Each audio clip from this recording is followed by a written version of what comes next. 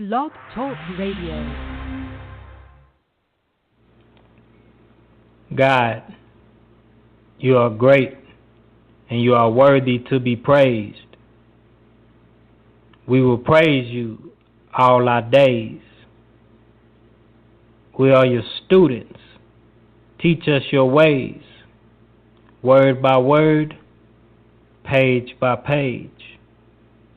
In the Hebrew we say, Elohim, אתה גדול ואתה ראוי לשבחים. אנו נשבח אותך כל ימינו. אנחנו התלמידים שלך, ללמד אותנו את האמת שלך, מילה אחר מילה, דף אחר דף.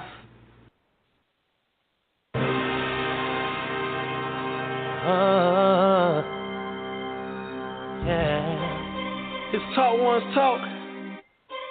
Talmadim. I just wanna get the knowledge. Wonder how they got it. I see a different message in the pages and decided to get the understanding that the Father had prescribed them. I'm thinking that it's very concrete. Show us we will be the time. Show us and we listen. We will be the time.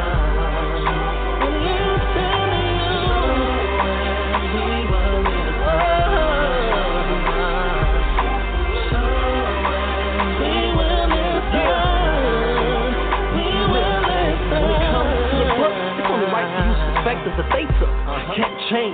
Context is a must. Any artist can paint, contain your vision, trust.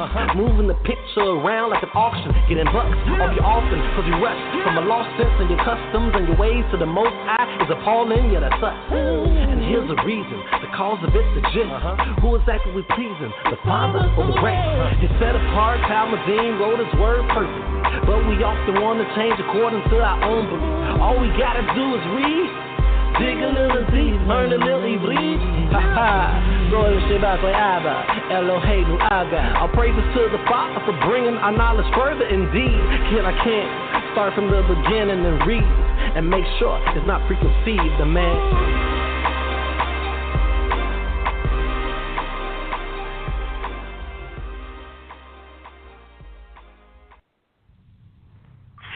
Welcome to His Talk One's Talk, where our mission is and has been from the beginning to contextually read the scriptures from the understanding from the people that wrote it, letting go of preconceived notions and any doctrine that hasn't been consistent or doesn't line up.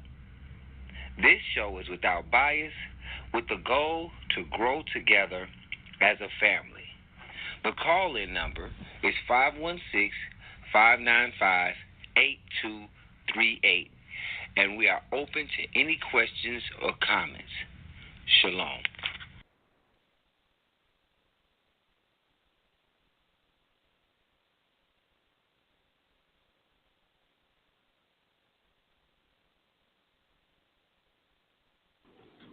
Shalom, shalom. I can't hear anybody, so I don't know if anybody else is talking. I know I have my other host on today. Are you there yet, Yah? I see your number. Okay, I am here. Okay. What about the host? Are you there, buddy? I don't know if he's on mute or not. Okay. I guess we can take over for a second. Huh? Well, we're not going to super take over, but what I will do is just welcome everybody to the show. We thank you for tuning in to another His Talk One section where we'll be going over 2 Kings, chapter 89. And this is where we continue on in our contextual studies. Next week will be a retro where we'll talk about that later. We just decided for another section, another segment every week. This is like the pinnacle of my week because after a long week, this is where I get to actually converse and chop it up about the scriptures. So that's all I have personally. And I'll give the flow together, yeah. All right, so it seems to be that there's a problem with Brother Shema. I know he's called in to the host, but I just saw the notification saying there's a problem and to please call in. So hopefully he can get back to the host. Okay. Hello? I think it came back. All right, Brother Shema. You can hear me? All right, we got you back. Now we can hear you. Oh, my goodness. I apologize, everyone. I was sitting up here talking. Thank you, Yosef Ha'orachdin, for stepping in as, the temporary host. And you did, for stepping in as well. I apologize, you all. Go ahead and finish up what you were saying. I don't want to cut anyone off, and then I'll come back in. All right. I guess I'll just go into my opening statement. I was just really trying to relay what was going on, what I was seeing on the actual screen in the studio. So, but you back. Everything is good. I'm happy to be here. I'm ready to go over these 3 chapters. Kind of interested on what is going to come out, because, I mean, it's I guess we'll get to it when we get to it, but I'm just kind of wondering what y'all came up with, because as I was going through, I had to really search to find some substantial points. So I just I'm glad you said y'all that. Came up with, huh? I said I'm glad you said that. I'm not going front. It was, it wasn't a whole bunch of huge points in these chapters, in my opinion. Unless you all think differently. But yeah, we still could get some things out here. I think there's some good points in here. But yeah, I mean, I got some stuff, and I just want to see, what y'all came up with. So that's just kind of like what I want to do. I mean, it's all good, everything that we cover, just the context of it all, if anything, is always good, even if it's not a whole bunch of major events that happen. Mm-hmm. It's always good to just, talk about the context of it all. So, but that's pretty much all I got. I just want to say shalom to everyone who's tuning in right now. But that's it. All right, Yosef Ha'orachdin, did you have anything? Well, it's kind of weird saying Yosef, your new name, huh? Right. I'm getting used to it myself, but it is what it is, right? I already kind of said a lot, but I don't really have much as far as even in the chapters. It was kind of self-explanatory, but I do have some things, of course. I'm going to find something, especially in my chapter. I found more, I guess, in my chapter than I did in y'all's. So there's nothing wrong with that either. I'm just waiting to see what y'all have to piggyback off of. Well, I don't know, man. I'm just in good spirits, man. So I'm just gonna keep it going, man. Let's just ride with it, man. I'm in real good spirits, so I'll probably be like, my normal self, real jokey joke, real serious at times, I do. So that's just that, man. So. All right. Well, going forward, I'll just say that I appreciate those that's tuning in. I have saw on a post, a share, that you did, did share it, as far as with the show, letting people know to tune in, that Brother Jeff is going to be here today. I believe Yosef Ha'orachdin, and I know Jeff is new to that too. You remember him as just Orech. Had spoke about Jeff, I think, last week. So it's kind of, it's a blessing to have Brother Jeff here today. Definitely want to hear his points if you have any. I know he's on the road, so we hope safe travels for you. And so last week we was touching on, and correct me if I'm wrong, panelists, we were seeing the works of Elisha. And continuing, so we were seeing the magnificent in a man of Elohim, Gaver Shel Elohim, and we saw something. We saw something with that. We saw that this man, if we're not mistaken, or maybe if I'm not mistaken, it showed the authority spoken of by him. We didn't see this often, if any time at all. A man of God speaking with such authority without even inquiring of Yah. That's what we saw. You know, me, myself, I tried to show you all, as we've been showing since the beginning of doing this contextual study and seeing through the consistency and the cultural aspect of it, that this was always done. You know, not this per se, what I'm saying, but like as far as the things that we're seeing in the new, and I know you did, yeah, you know, you're big on like, hey, let's stay in the context right now, you know, in the current stage where we're at studying. But I just want to bring it out. It's nothing new, you know. We're starting to see through our studies that all of these things that we're finding in the new is in the old. You know, in the Tanakh, in the scriptures, in the Bible. Okay, because this is the Bible. The Tanakh is the Bible. You know, New Testament is expounding. The New Testament is bringing out the principles of the Bible, the Tanakh. And that's not to knock anyone that loves the New Testament, because hey, I still I love the principles and the things in it, you know.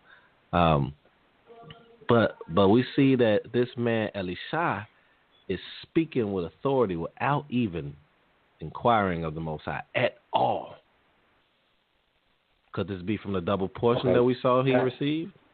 You know. Can I ask you a question, Shema? Go ahead. Right.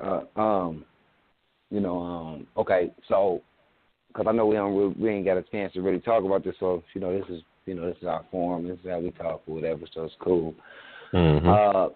So, in your views, what you're seeing, are you saying that that the New Testament? I hate to use the word New Testament after my recent studies. I ain't got a chance to tell you about it, but I'm not going to bring it on the show. What's in the New Testament, I'm going to say, I just got to use it. You don't see any changes, or are you saying that it could have been taken from it and used? I'm trying to get like your viewpoint, because I think we would essentially say the same thing somewhat, but I think I would say it or view it differently, even though the words would come out the same. For example, I would say, they got some concepts from the old, but I would use it in a different. I would, use it a lot differently. And I'm pretty sure you know what I'm saying. Mm-hmm. Even though I can't really express in words how I want to say it. Right. So, are you? I'm trying to get your view. Like, are you saying, all right, this is nothing new?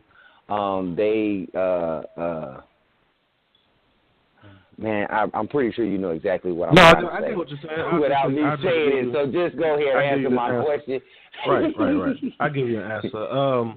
Real quick, I said talk real quick so we can get started, but I'm going to give the brother an answer, definitely.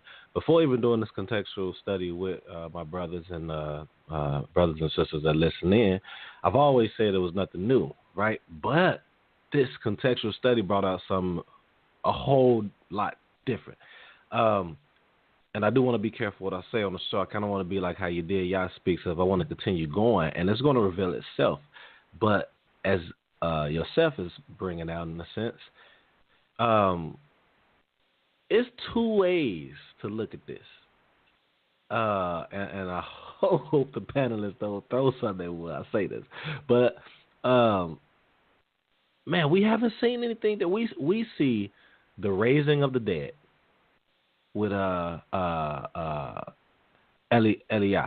or Elijah. We see things that the works that we are seeing in the new that's happening already in the old. This stuff is not even brought out in the church. Since I've been in the church, my father's a pastor, my stepfather's a minister. In the modern understanding of church, I don't like saying Sunday church, but I'm just going to say it that way. I haven't seen anybody bring this stuff out. So the way that I think yourself is mentioning, is it a possibility, and I'm going to leave it like this. This is a question. Is it that nothing changes, nothing is different, that the Most High works through his malachim, his messengers, the same way, whether in the Tanakh or the Barit Karashah, the New Testament, or did the New Testament take from the Old Testament from a plagiaristic standpoint? And with that, I'm done. So there you go. That was how I was trying to voice it.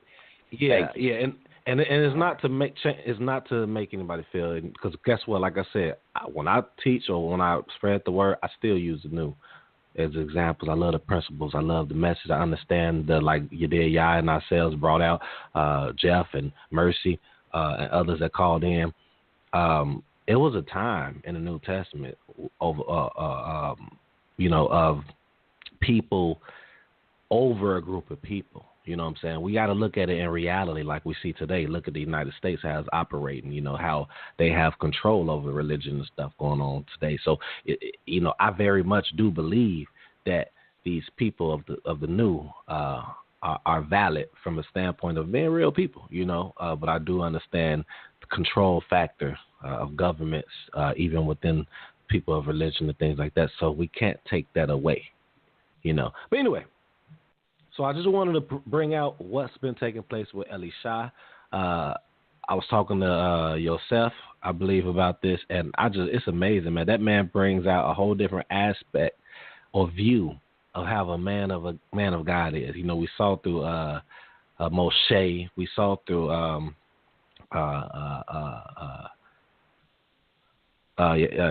Joshua. We saw through a lot of people how they were as men of Elohim. But this one just brings out something different. This one is bringing out what we know today as Jesus or Yehoshua or Yeshua ben Yosef or Yehoshua ben Yosef. He's acting as such. You know what I'm saying? So it's like, man, this shows from last thing I'm going to say, this shows how when people put Jesus as God, okay, so when we're going to look at Elisha, he's an actual man. And it shows what we can do. I was speaking to Yosef, and the other day he was like, man, this just woke me up of what I can do. I know I'm paraphrasing what you said, right. But like, man, you get to look at a man, like, they look at Jesus as God, so I'm going to keep him as that right now, as for argument's sake right now, talking.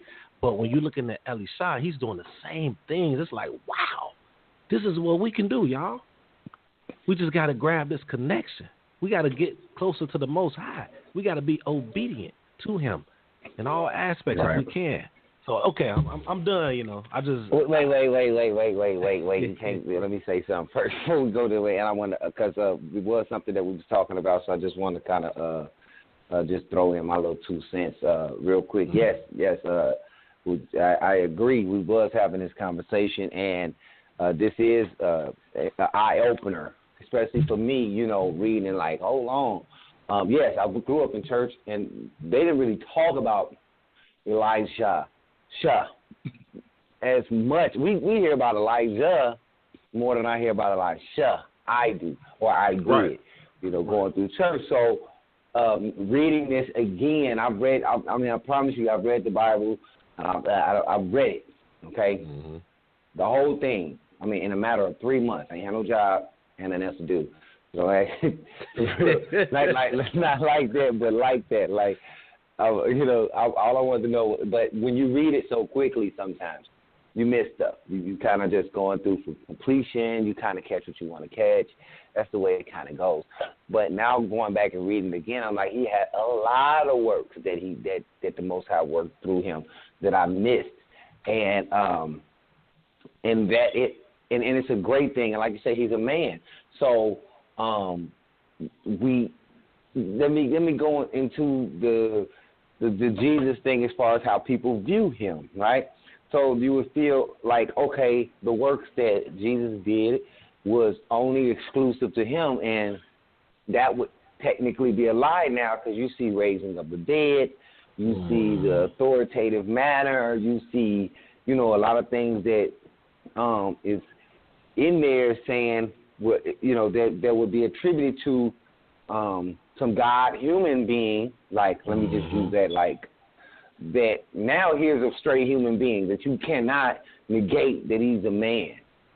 And the same power. So one thing I used to always be about, with the Jesus thing was, I always believed it. Well, not always, but after a while, it's like he's a man. He's a man, okay? So therefore, it gives me no excuses that things that I am not able to do through the Most High. So it's goals that you could set. So even if you don't believe in, the new, it's still goals that you can see in the Tanakh, and something that you can push for. And that's what it did and does for me. And that's where, our kind of conversation was at. And I'm going to let that go. Yes, sir. You got the floor again. Yes, sir. So that's all I wanted. I want to give you those that's tuning in, those that's listening back on the show, right? Give you a little background of where we were at leading up to chapter.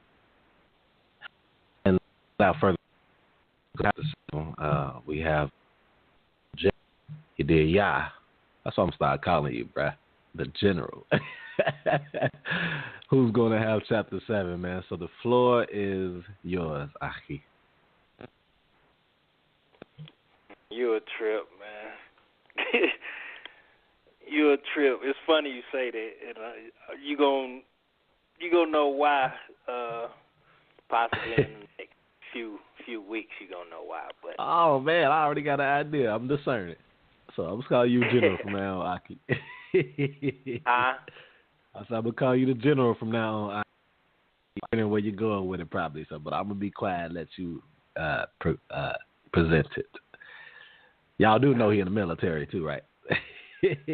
Well, no, it ain't even on the military tip. But so is it on? Wait, hold on. Don't stop that. Is it on the? Is that going to be a name of yours? It's speaking on what we've been talking about, the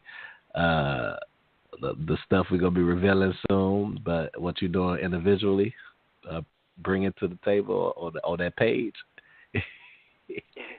It's something to do like that, but it's more so a project that I'm working on, and it's mentioned. Nice. It's mentioned in there. Okay, cool. It's already, laid out, but now that you said, like, nobody would know. The only reason why I said something about it, because I don't want, like, a lot of times, sometimes you do something and nobody else know about it, and then another person say it towards you, or confirmation. To you, it's confirmation. But if you do it once you reveal what you've been doing or whatever, the person might look at it and like, oh, he took what I said and made it a reality. But little do you know, this already been done behind the scenes. So a lot of times people will see that and be like, oh, he took heed to what I said or something like that. No, I just, you just happen to speak something that you don't even know is already there. Hey, I probably got a straight up idea, but I'm not gonna say that. I'm gonna talk to you on the personal and ask you, because I think I know where you're going. All praises to the Most High, man, because I ain't nothing but confirmation for you. So yeah. All right. Well, all right, man. Let's get into the body of work that we came here to do.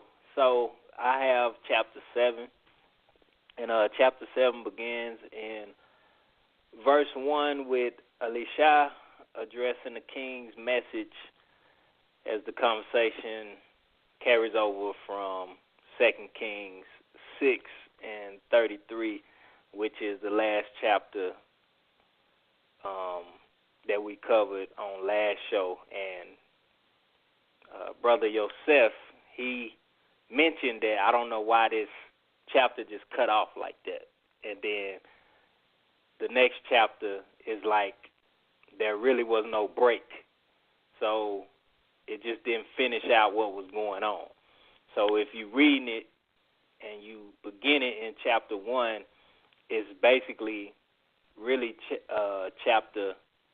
verse 1 is really a continuation of what was being said in the last chapter and last verse, which is 33. And it's where the messenger has said, and I quote from the KJV, "This evil is of the Lord.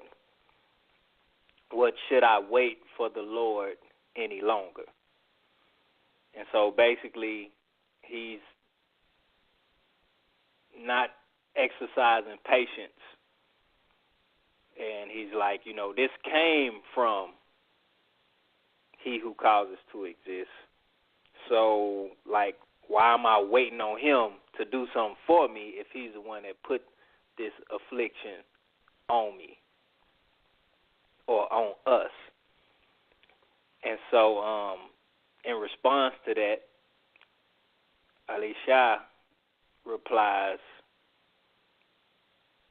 as the word of he who causes to exist, the Lord, in the KJV, saying, "Tomorrow, about this time, shall a measure of fine flour be sold for a shekel, and 2 measures of barley for a shekel, in the gate of Samaria." So with this response, what it's saying is that, okay, tomorrow, I know you're talking about waiting, so this is going to be immediate action.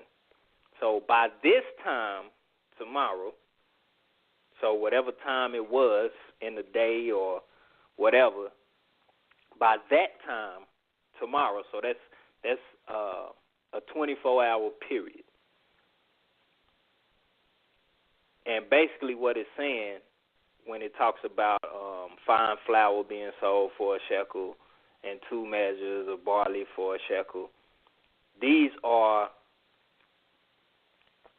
so to say, like cheaper prices. So they're going to have enough for it to be like a sale on this stuff. So not only will there be food, but it's going to be enough food to where they could sell it at a cheaper price. And so response then from one of the lords that was standing near the king was, and I quote from KJV, "If the Lord would make windows in heaven, might this thing be?" So this statement here shows me that there was doubt. This is kind of like a doubtful response.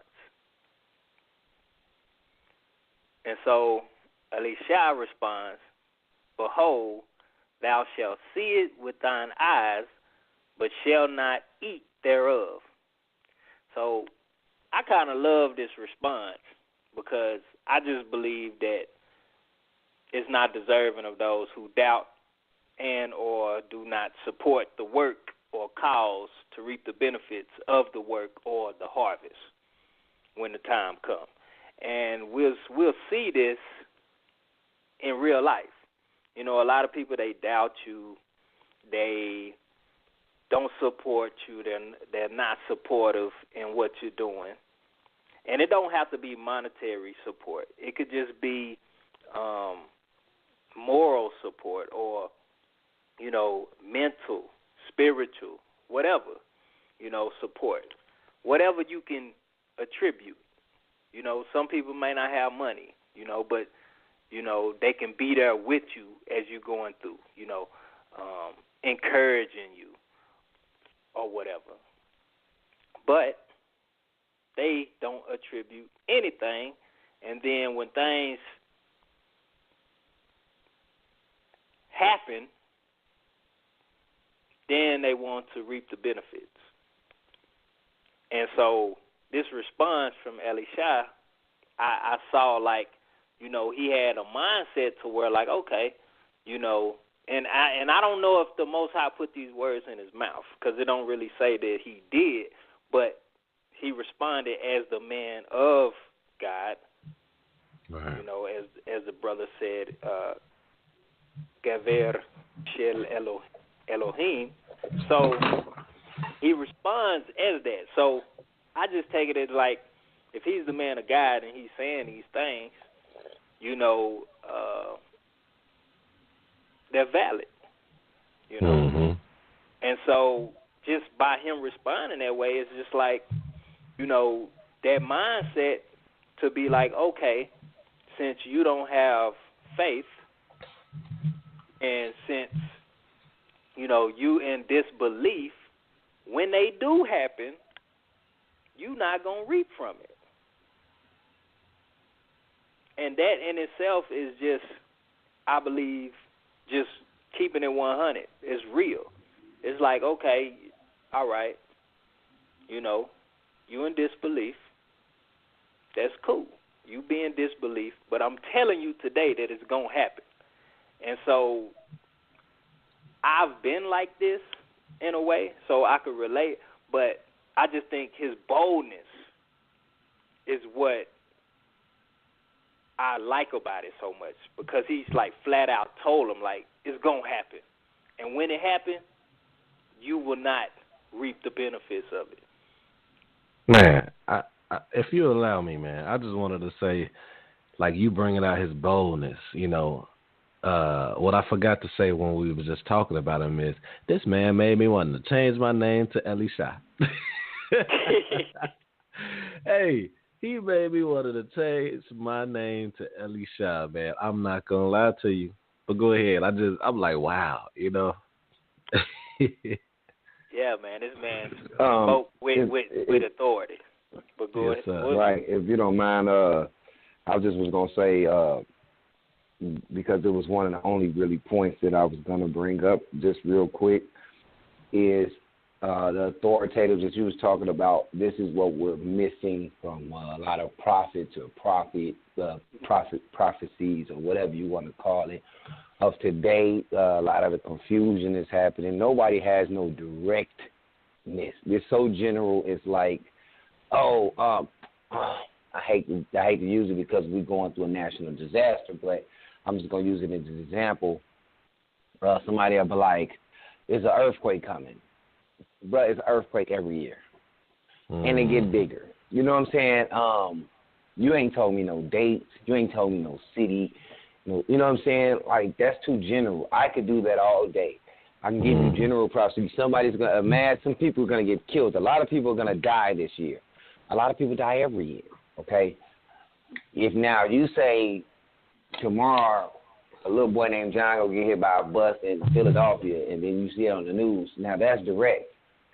So this is the difference I'm seeing as far as how, like you say, the authoritative and how he knows. Ain't no questioning. He say tomorrow. You know what I mean? So that's why, like, a lot of times all these people talk about their prophets and all that, bro. That, you can miss me with a grain of salt.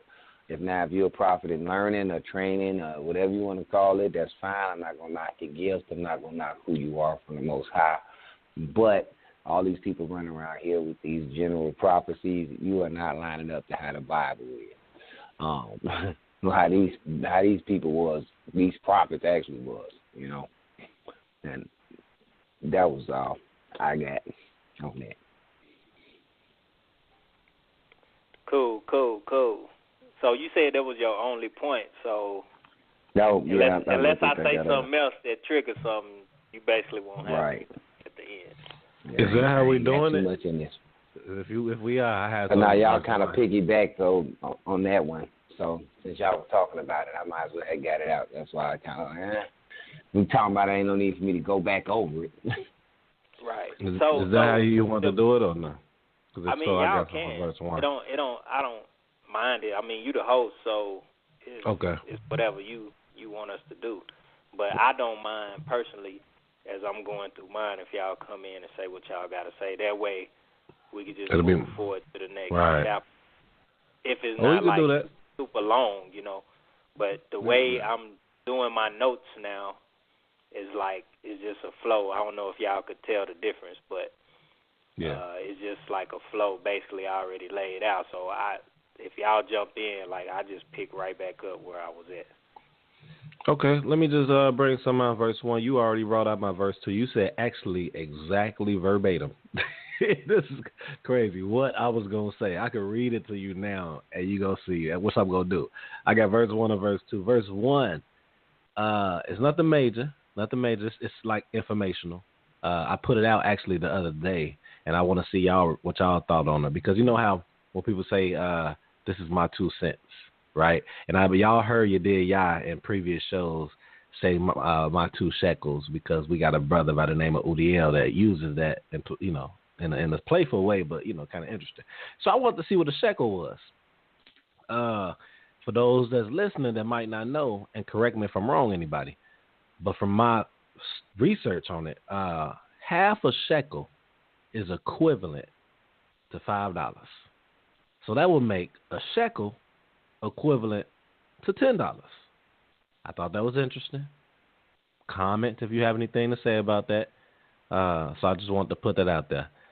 Verse 2, I have said, it strikes me as, or shows me, the lack of faith some of us have with the magnificence of the Most High. I feel this is a natural response of most. And, y'all just said something about natural response, lack of faith. So I thought it was kind of interesting. We both was on one accord with that one. Echad. That's all. All right. So I'm gonna pick back up where I was at. So moving forward, starting in verse 3, because we just covered 1 and 2. Verse 3, the story begins to go into the first stages of the word of the Lord spoken by Elisha in verse 1 being fulfilled. So it reads, and this is from the KJV, and there were 4 leprous men at the entering of the gate, and they said one to another, why sit we here until we die? So me reading this verse, it kind of showed me that, the law was being followed in some extent within the kingdom of Israel. And what I mean by this is that, it says that these men were leopards. And according to, it's in various passages, but one example is Numbers 5 and 2. It instructs that those that either are unclean or, in this case, lepers, be removed or put out of the camp. So in this setting, as we read in the context, it says that these are 4 lepers or leprous men, and they are outside or in the way of the gate. So they're basically outside of the gate, outside of the camp.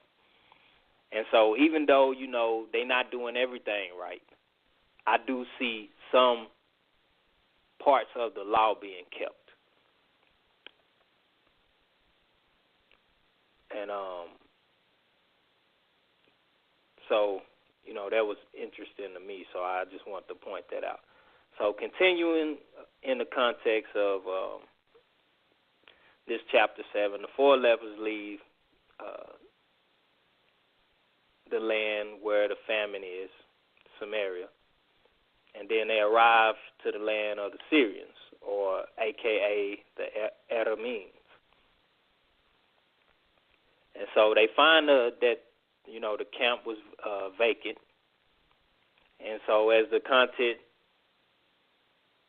of the chapter continues, the word of the Lord is fully fulfilled as spoken by the prophet Elisha earlier in the chapter, which is in verse 1 and going into verse 2, where he says that tomorrow around that time that, they will have food. And so when he told a guy that he would not reap the benefits of it, basically what happens is that he was a gate guard. After, the leprous men, they went down, they found it vacant. They go back, and which is interesting. I don't know if the brothers caught this or would agree with this, but as I was following the context, it kind of seemed with that whole tomorrow thing, the whole 24 hours, it said that they arose at twilight. So this was at the evening. They went down, and then they said, they didn't want to wait to tell them before the sun came up.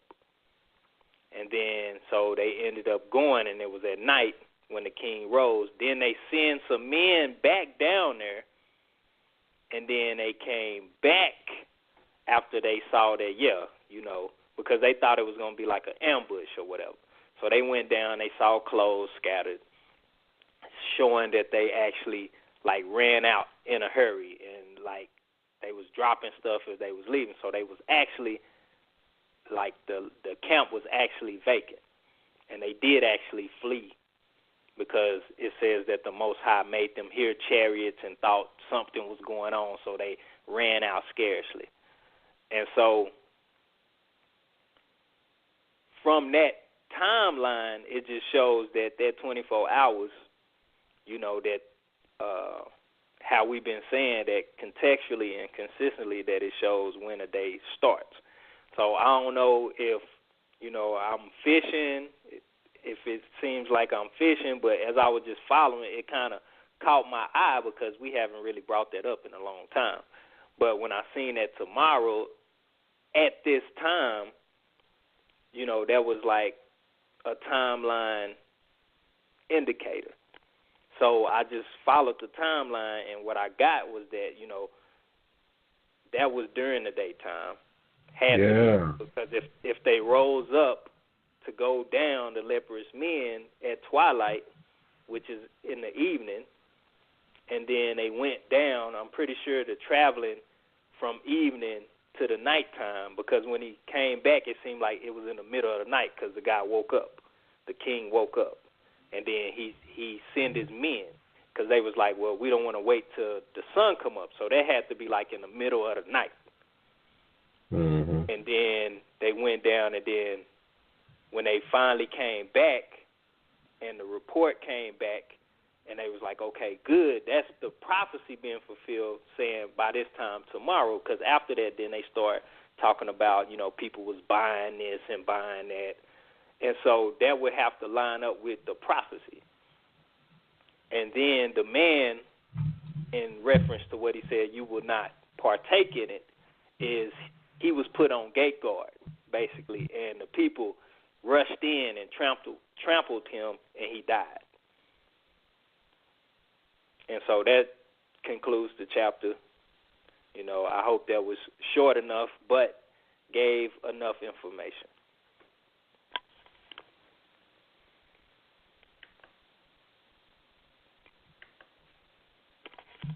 Okay, apologize. I was doing the normal thing that me and yourself always do. Talk while we're on mute.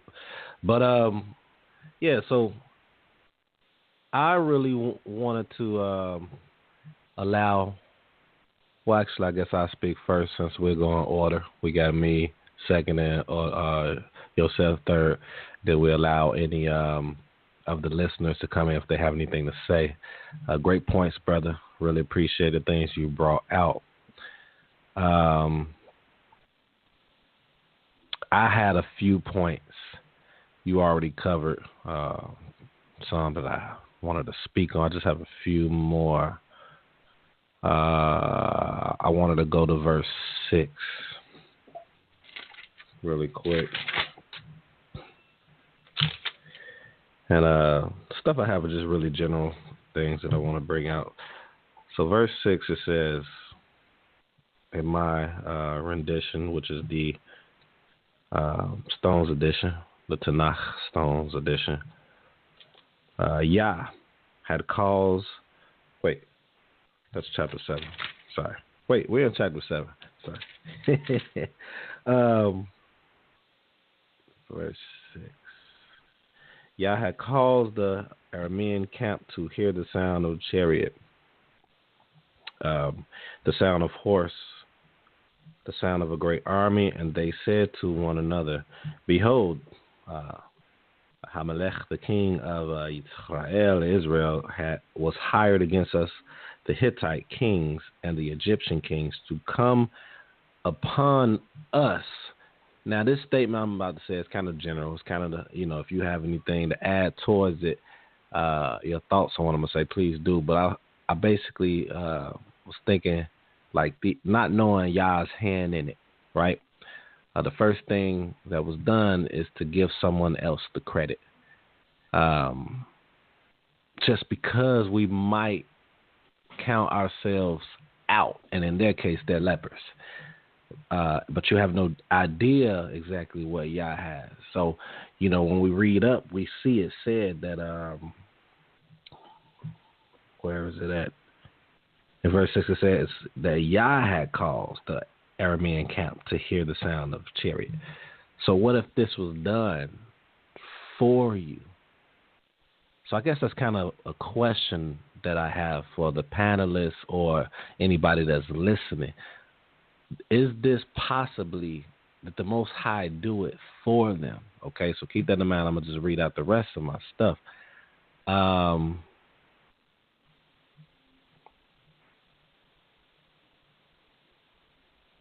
Oh, okay, verse 16. I thought this was weird. I thought verse 16 was weird, y'all. It says, the people went out and plundered the Aramean camp. A se'ah of fine flour cost a shekel, and 2 se'ahs of barley cost a shekel, like the word of Yah. What does it say in the KJV for verse 16? Because the reason I'm asking that, I'm like, are they equating the word of Yah for $10 or for a shekel? So that's my question for 16. And then verse 19 to 20 is just showed to me, where we at? Verse 19 through 20. It says that captain had answered the man of Elohim and said, even if Yah were to make, so he's quoting what he already said, even if Yah were to make windows in the heavens, could this thing happen? Elisha had replied, repeating from the old, you will see it with your own eyes, but you will not eat from it. Verse 20, and so it happened to him, for the people trampled him in the gate, and he died. So he died, right? So it makes me wonder. Well, actually, it doesn't. The way I look at it is, it shows that doubting, what doubting can do, what doubting the Most High, what doubting El Elyon, Yah, what it can do. It can cause you to lose your life. It can put you in certain situations you don't want to be in just because of your doubt. So that's all I have for the chapter. Yosef, Ha'orechdin, it's in your hands, and then we can see what y'all thought about the verses I had kind of questions on too. If you all speak on that. All right, your question was to verse 16, correct? Yeah, it was the verse 16 mainly. And then I think I said verse 6, but mainly 16. Well, Don't worry about 6. Yeah, 16. Okay. So you said, were they equating the shekel to the word of the Most High? Am I correct on your question? Yeah, it said, yeah, it was equated. Well, It says, and then the people went out and plundered the camp of Aram. So a seah of fine flour was for a shekel, and 2 seahs of barley for a shekel, according to the word of Yahweh. That one. oh, see what I'm saying? You'll say something different. So never mind. I don't have that question anymore. But it says like the word okay, 'cause I'm like, of Yah on mine. It says like the word. So I'm like, huh? So that I gotta make sure I read the other versions along with the Hebrew too. So okay, never mind that. Oh, okay, yeah. Oh, okay, so that's all I was gonna say. I was gonna say mine says according to the word. That's all I mean. And I was gonna say it just lines up with the prophecy that Elisha had said. And as far as points and stuff like that, like I said, I didn't have much for this one. I did have something was for the first one, and just to piggyback off of what Yediyah was saying about, doubting, just those reality in there. We just got to be careful. I mean, but the cold thing about it is, everybody knew this dude was a man of the Most High, and I probably wouldn't have been doubting anything this dude said, because he's the coldest man in the city right now. So, just wasn't smart. And the cold thing about it is, he died from that doubt. So, that's all. Ain't got nothing. We can move right on along. Well, excuse me. I just wanted to address the first question that you had, Shema, where you said that the leopards and the Most High causing them to hear the chariots and flee. Yeah. And I just feel like it was all necessary for the word to come to pass, Mhm. And even so, just them keeping that little bit of the law had them leopards outside the gate. And their whole mindset was like, man, it's a famine. They got us outside the gate. Like, we're going to die anyway. Like, let's try to go find some food. Let's go down to the Syrian camp. And if they kill us, we're going to die anyway. If they don't kill us, then, maybe we could have a living, because if when we kind of put it in perspective, we can see that maybe the Syrians didn't have this leprous law. Maybe they thinking like that, like, they going to kill us, then they kill us. But maybe they don't have the same law that's going to sit us outside the gate to die because we sick, and this is what the instructions that were prescribed under the authority of Moshe, prescribes for them to do, is to put us out. So, that could have been their mindset. Well, to me, it clearly says that, not verbatim, but if you read it in context, that's what you get. That was their cause for going down there. And so, not to say that they was exactly thinking like they don't have that law, but yet and still, everything worked out according to the word of the Most High is what I'm saying in a nutshell. So him causing them to run out, them being outside the gate and even thinking about going down there, him causing them to run out, it all came to the plan. And what more so is powerful about it is that he said about this time tomorrow, or tomorrow about this time is when it's going to happen. So through all that, the word came to pass. That's why I said according to how O said his read, according to the word. and how yours said, like the word. So I think it was important for them to actually put that in there, because everything happened according to the word. But sometimes we don't see those in our lives, bringing it to a reality standpoint. We don't see those steps.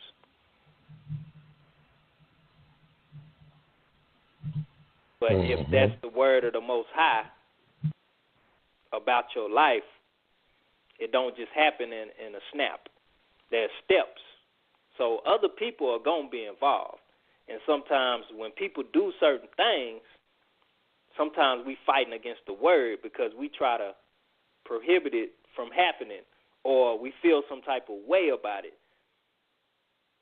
And I just want to, speak in a form of testimony for myself, man. I have been blessed or granted, however you want to say it, with this perfect peace, this shalom on things that goes on around me. Like, I'm not bothered. I'm unbothered for real, because it's just like it's not worth my energy and my time to get upset or be so emotional about things that happen. I mean, all is well with me to the extent of just having joy. Even when things don't seem like they're going right, like, they still going right to me. I don't really care. You know what I mean? I'm still alive. I still have all the activity of my limbs.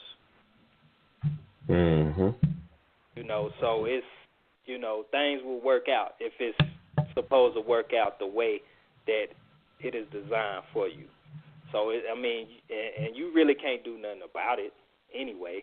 So why, be bothered by it? But I done went into a whole sermon, so let me fall back. All right. So at this point, everyone, we want to allow those that's listening in.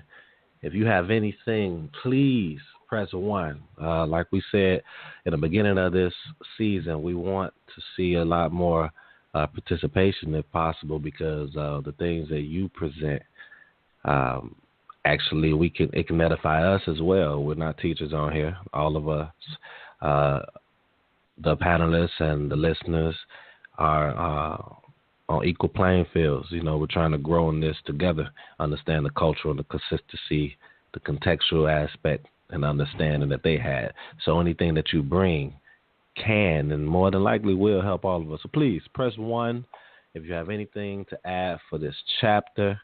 If you have anything for the previous chapter before mine that you just weren't able to come on and say, press 1.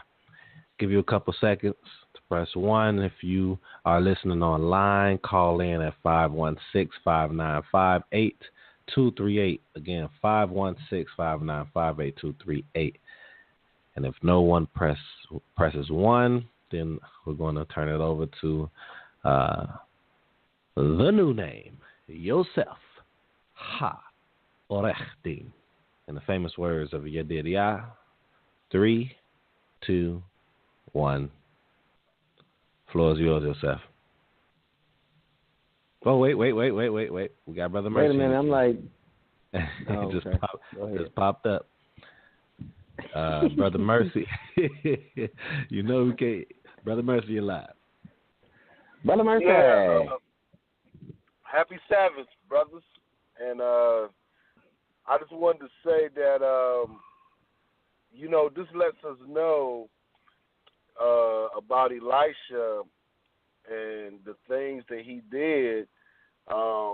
Those things came to pass. And sometimes we have to tell the story of what happened. Because in this story, I believe in chapter 8, she had to tell the story, or Gehazi had to tell the story, because apparently everybody didn't know the story. So sometimes we have to tell the story. I see here, and then Elisha said that who would be the next king, So Elisha, knew this. The prophet knew this. So I just wanted to say that with the prophet prophesy or over your life, what he says will come to pass, even if King Ahab is king. So as you look at Donald Trump, some people compared him to King Ahab, I've heard, but, after his reign is over, maybe it'll be time, for the prophet words to come to pass. That's what I see in this too. Sometimes we have to go through an evil king to get to where we need to be. But yeah, I just wanted to say that this is very trying times right now, and in this time right here, and Elisha's going around performing miracles, and I just wanted to say, even though Donald Trump is in charge, the prophets, that don't stop the prophet from working. And King Ahab is king. Elijah, I just want to say this last thing. You have King Ahab, one of the most wickedest kings, yet you have, at his time, one of the most powerful prophets. I wanted to say that. Elijah and Elisha are two of the most powerful prophets in the Old Testament, and they're living at a time where you have the most wickedest king. So if you feel Donald Trump is the most wickedest president, you may have prophets working at this time. But sometimes they're not always in the limelight. But that's all I had to say. All right, thank you for that. How about give a comment to it? Go ahead. About the last thing he said, as far as they not being in the limelight. That's true. I think in this day and age, the Most High, he don't change how he operates, but he's operating on a much smaller scale, I would say, because since we're not a nation to be. Since we're not a nation, we're not together, and we don't have like this kind of whatever you want to say, like rulership type deal where a prophet could sit up and basically his word could be amongst the nation, then I feel like he deals with us on individual basis and in smaller groups. That's what I feel. And so the limelight, you're not, at this point, I don't really think too many people that are telling the truth is in the limelight. Who getting all the limelight is the ones that's false applications of many things, and that's the bad part about it. That's all I got, man. All right. So moving along, everyone. I was about to just push it on to yourself, man. I forgot I had a chapter to do. I'm sorry, y'all. So we're going to go ahead and go to chapter 8.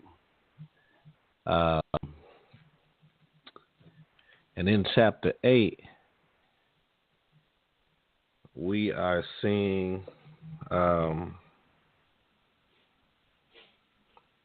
we saw that Elisha, if I'm not mistaken, it was Elisha, right? Wasn't it Elijah? Those names be mixing me up sometimes. But he revived the son of a woman, as it stated in verse 1.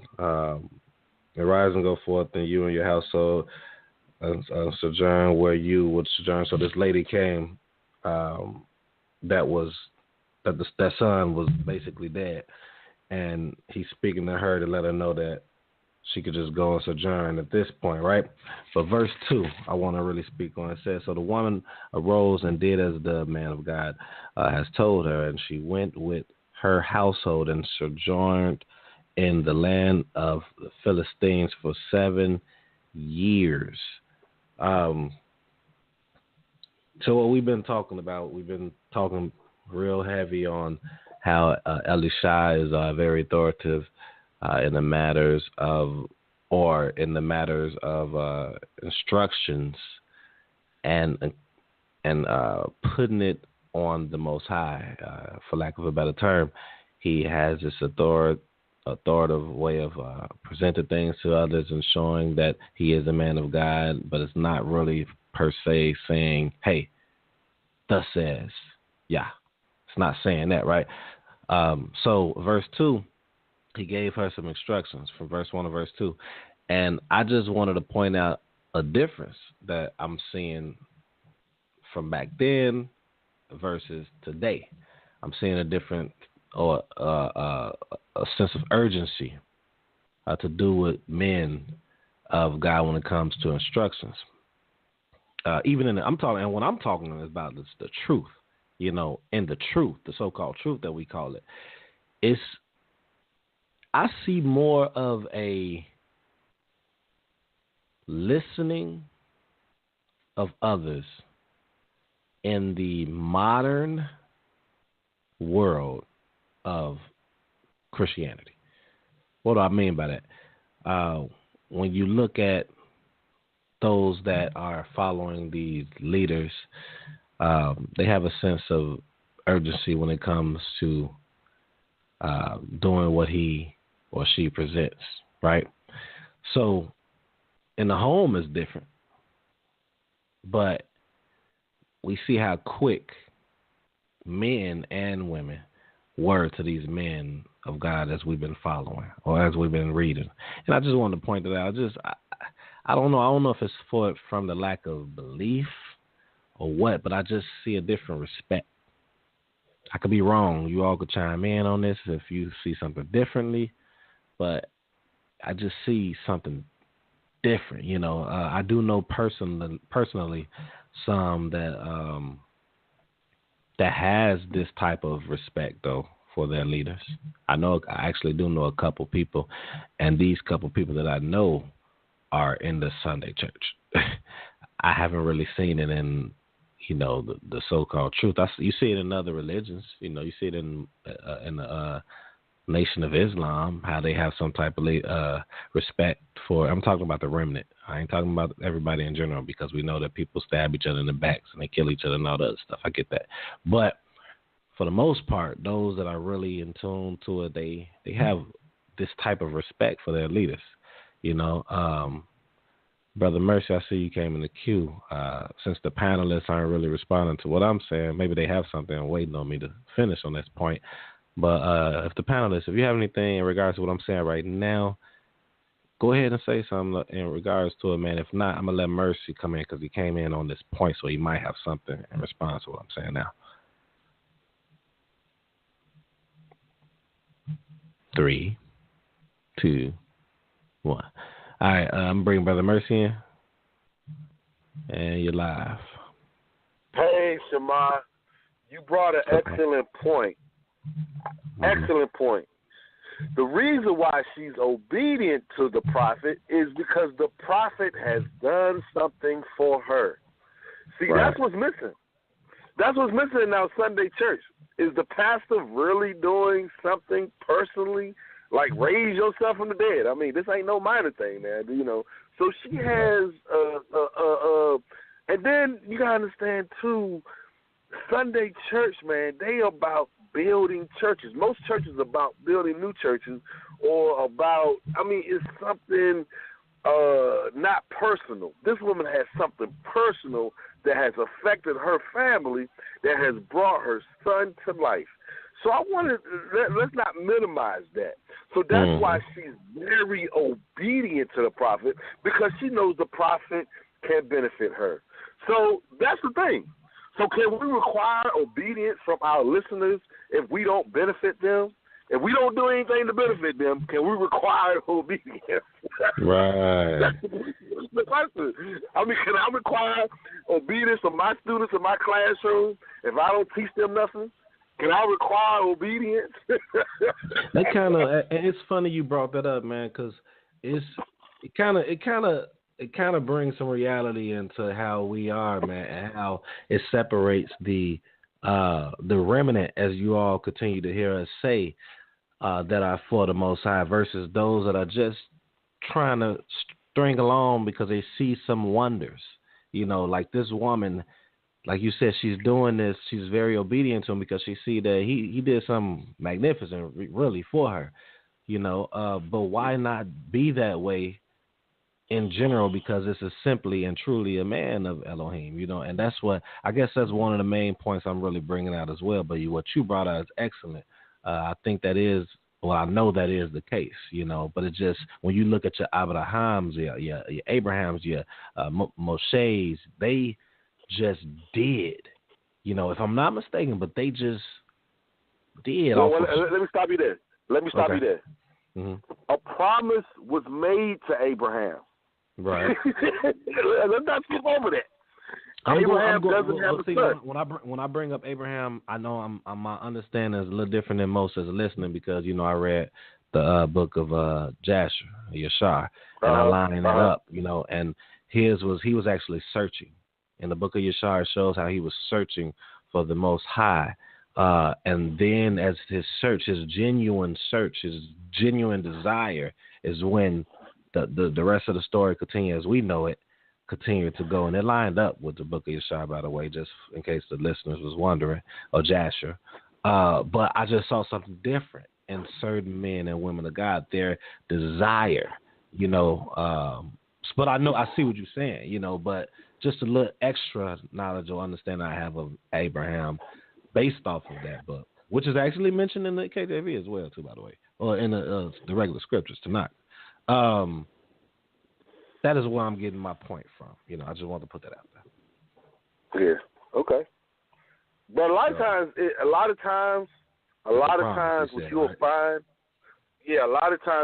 find.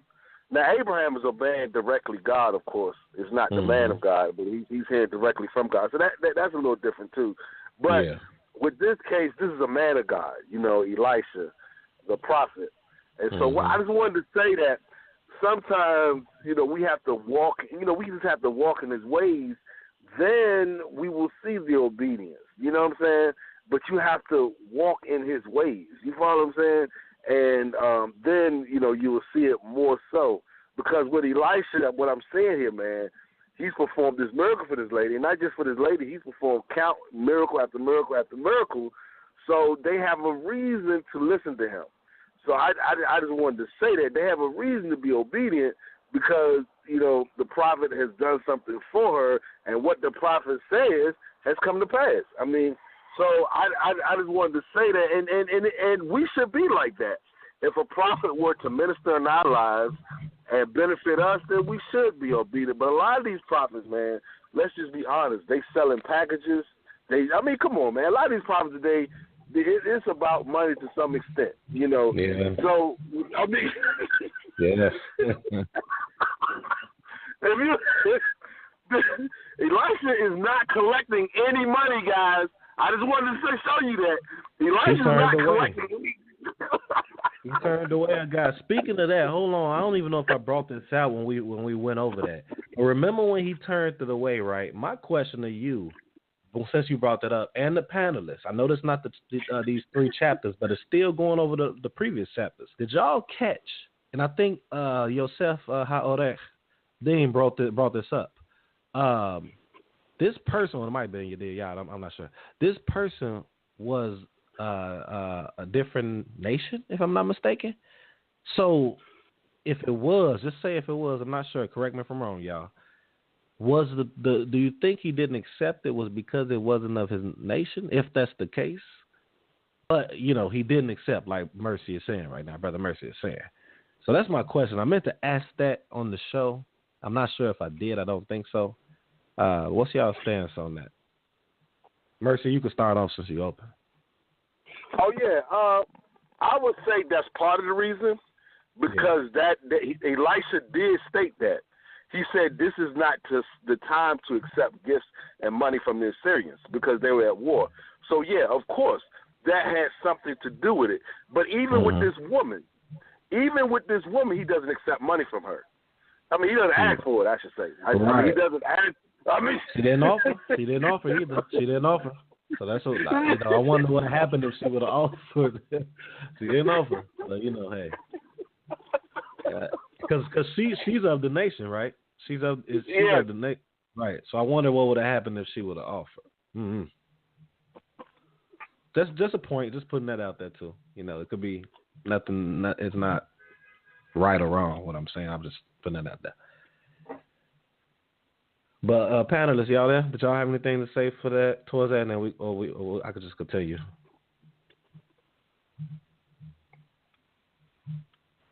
Nah, they're quiet. So yeah, you can continue. Okay. So that was verse 2.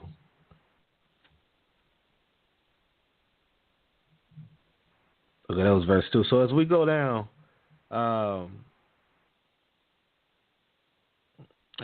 we see that the woman had left during this famine that Elisha was speaking of.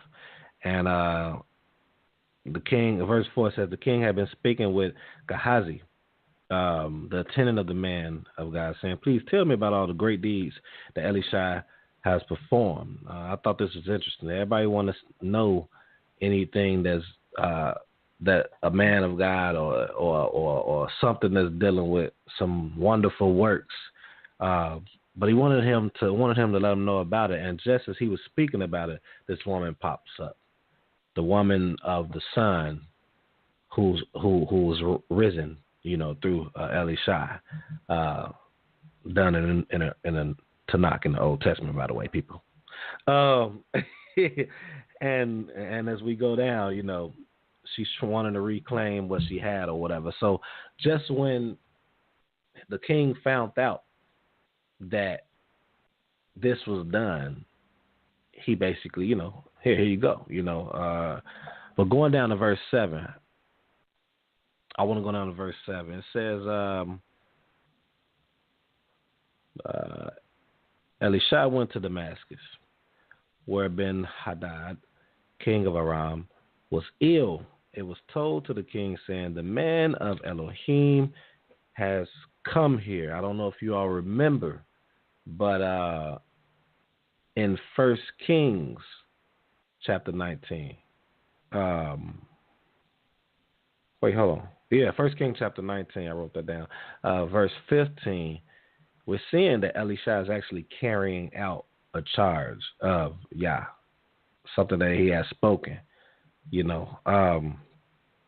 and going down, I want to jump down to verse 10. It says, Elisha said to him, go say to him, you should indeed recover.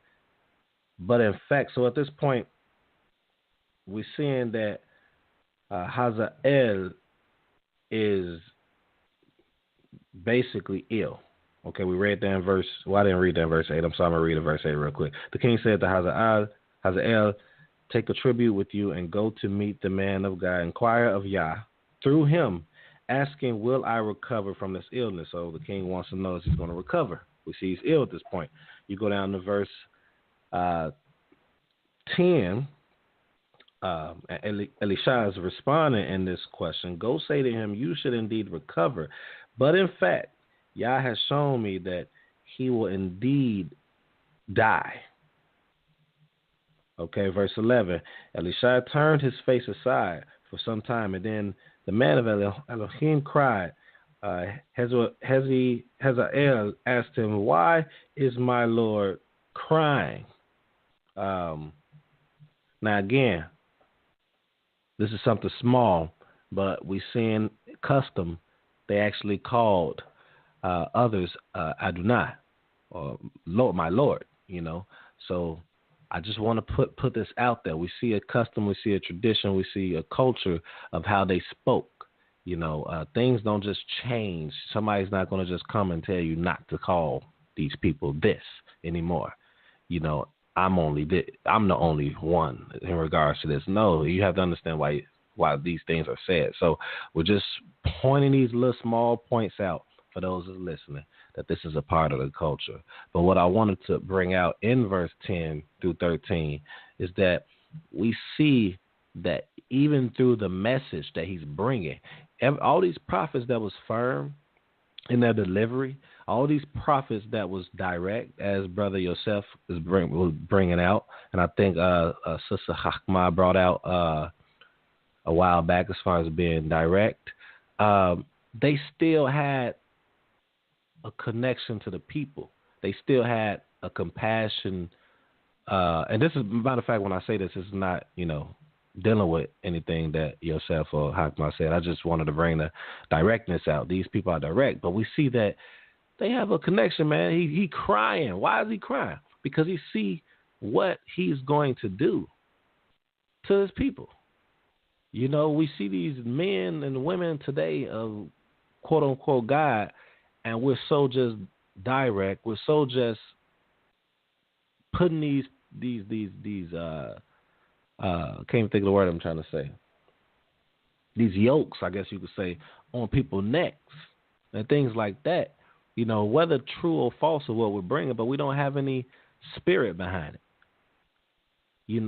And we seeing that in this prophet. I think Yirmiyahu was like that too, but he was like that in regards to someone that died. I think King Josiah or Josiah. We're not there yet. I apologize, but we're seeing a resemblance. Here we go. Still, we see authoritative having authority without the inquiring of Elohim, of God, in Elisha.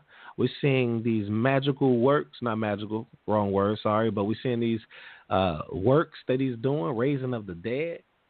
We're seeing he's prophesying without any instruction.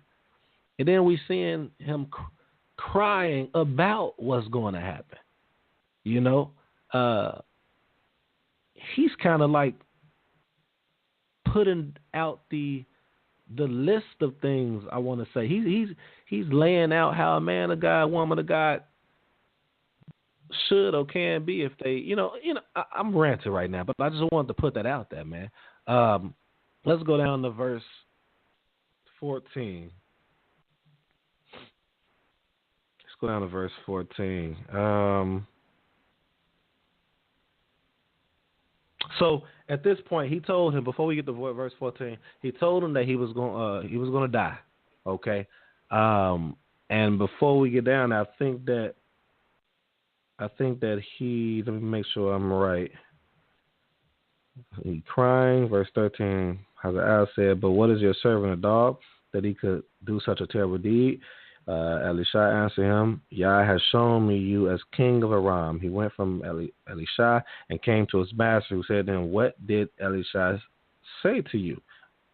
He said to me, you should indeed recover. He stopped right there. He didn't even tell him the full message. Verse 15, the next day, Hazael took a cover, dipped it in water, and spread it over Ben-Hadad's face, and he died. Hazael became king in his place. Now, I know that you did, Yah, and yourself know about this, and even some of you that watch movies. But this is a form of torture. The man killed him. What do you do? Put a towel over his face? And I never understood this. I guess this, what does it take away your breathing or something? Or makes you drown without being in water? Am I correct on that, y'all? So he put a towel over his face and he poured water on his face, and that causes him to drown, right?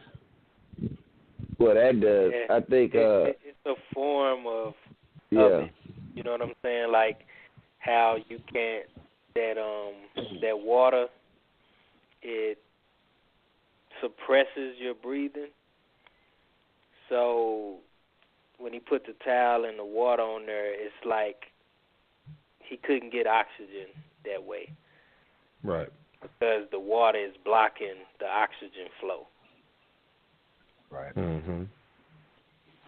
Yeah, so we see. You could breathe through a towel. You could breathe through a regular towel that is now wet. Just like you could breathe through your clothes.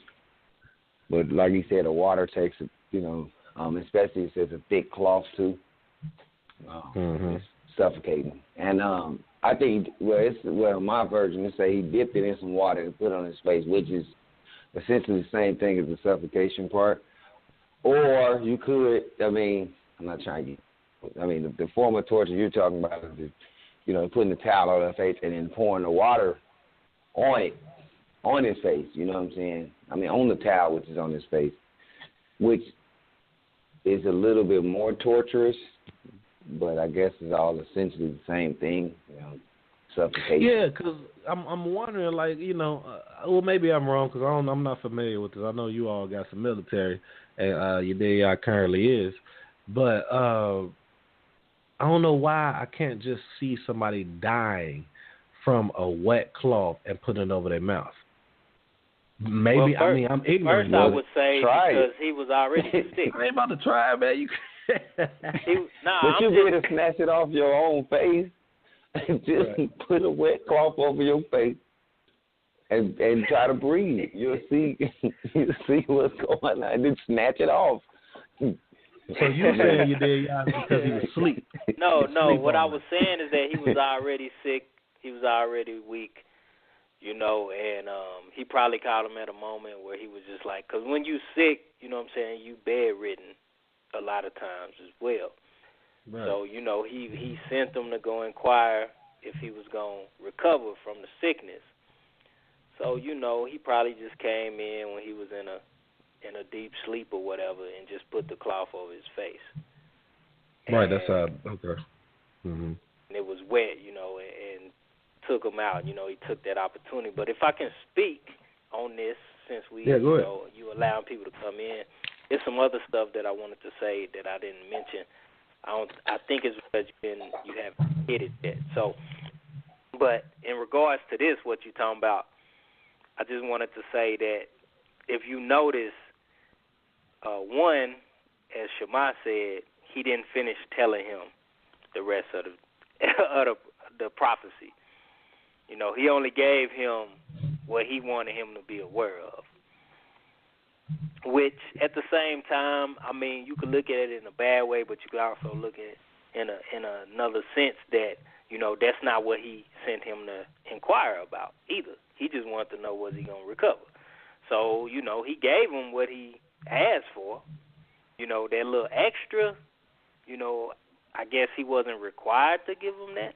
He could have gave him that, but maybe he didn't give it to him because he didn't want him to overreact, because he knew in the back of his mind he was going to put that wet cloth on his mouth. And he probably would have been like, oh, we got to get you up out of here, or I'm finna kill you because this is not finna come to pass. But even though, the Most High said it, just like how Shaul tried to kill Dawid, it didn't happen. Right. He tried to stop it. So, but then that all goes into the part of how strong your faith is in the word. Dawid, he had times he could have killed him, even though he knew he was going to take over the kingdom, and he knew this man was after him. He allowed, in the Most High's timing, for it to happen. And this brings me to the other point. This person didn't do what Dawid did. He took it upon himself, which he wasn't instructed, okay, go kill him. He wasn't instructed, but he took it upon himself, knowing that he was going to get the kingdom, to go on and put a wet cloth on his face. I don't know where his mindset was at, because I wasn't in his mind at the time that he did it, but, giving him the benefit of the doubt, he could have been like, oh, he going to die anyway, he's suffering. You don't know where his mind was, oh, I'm just going to put him out of his misery. But at the same time, it's like, I think the driving point was that I want to go on and get this kingdom. But I don't know, so I'm going to leave it where it's at, and I have my points. I'm going to say, I just want to say a little bit on the same subject. I promise you was smacking everything I was about to say about David, doing something different, and why he didn't tell him the rest of the story. I mean, yeah, he could have had a plan his own self to say, all right, let me go ahead and I'm going to do this. But also I wanted to say the reaction of people that people have when you tell them that you're taking over their kingdom, I mean, history would tell you already, this dude wouldn't have been happy about that. So I don't think I would have said, well, you know what, you're going to recover. But it don't even make sense to lie to you and say you're going to recover, but I'm getting your kingdom. I'm like, hold on, bro, but when is this supposed to happen? Because if I'm supposed to recover, that means I got some time. What are you talking about? You know what I'm saying? Like, I'm getting your kingdom. You getting my kingdom when? You couldn't tell you the whole thing because the first part is a lie in the first place. So basically, when anybody even said, Elisha told him to go lie to him. Okay? And he's still a man of Elohim. So maybe we need to question on what you feel to be wrong or right. Hold on. Bring that out Did again. he say he was going to recover or he wasn't? I thought he said he wasn't. He said go tell him that he's going to recover, but he's not going to recover. Where is that at? So he did it. Hold on. He said, my master's weak, okay, go Verse 10. Go say to him, you shall certainly recover. But YHWH has shown me that he shall certainly die. So he told him to go say to him that he should recover, but he gonna die. You want to know what mine says?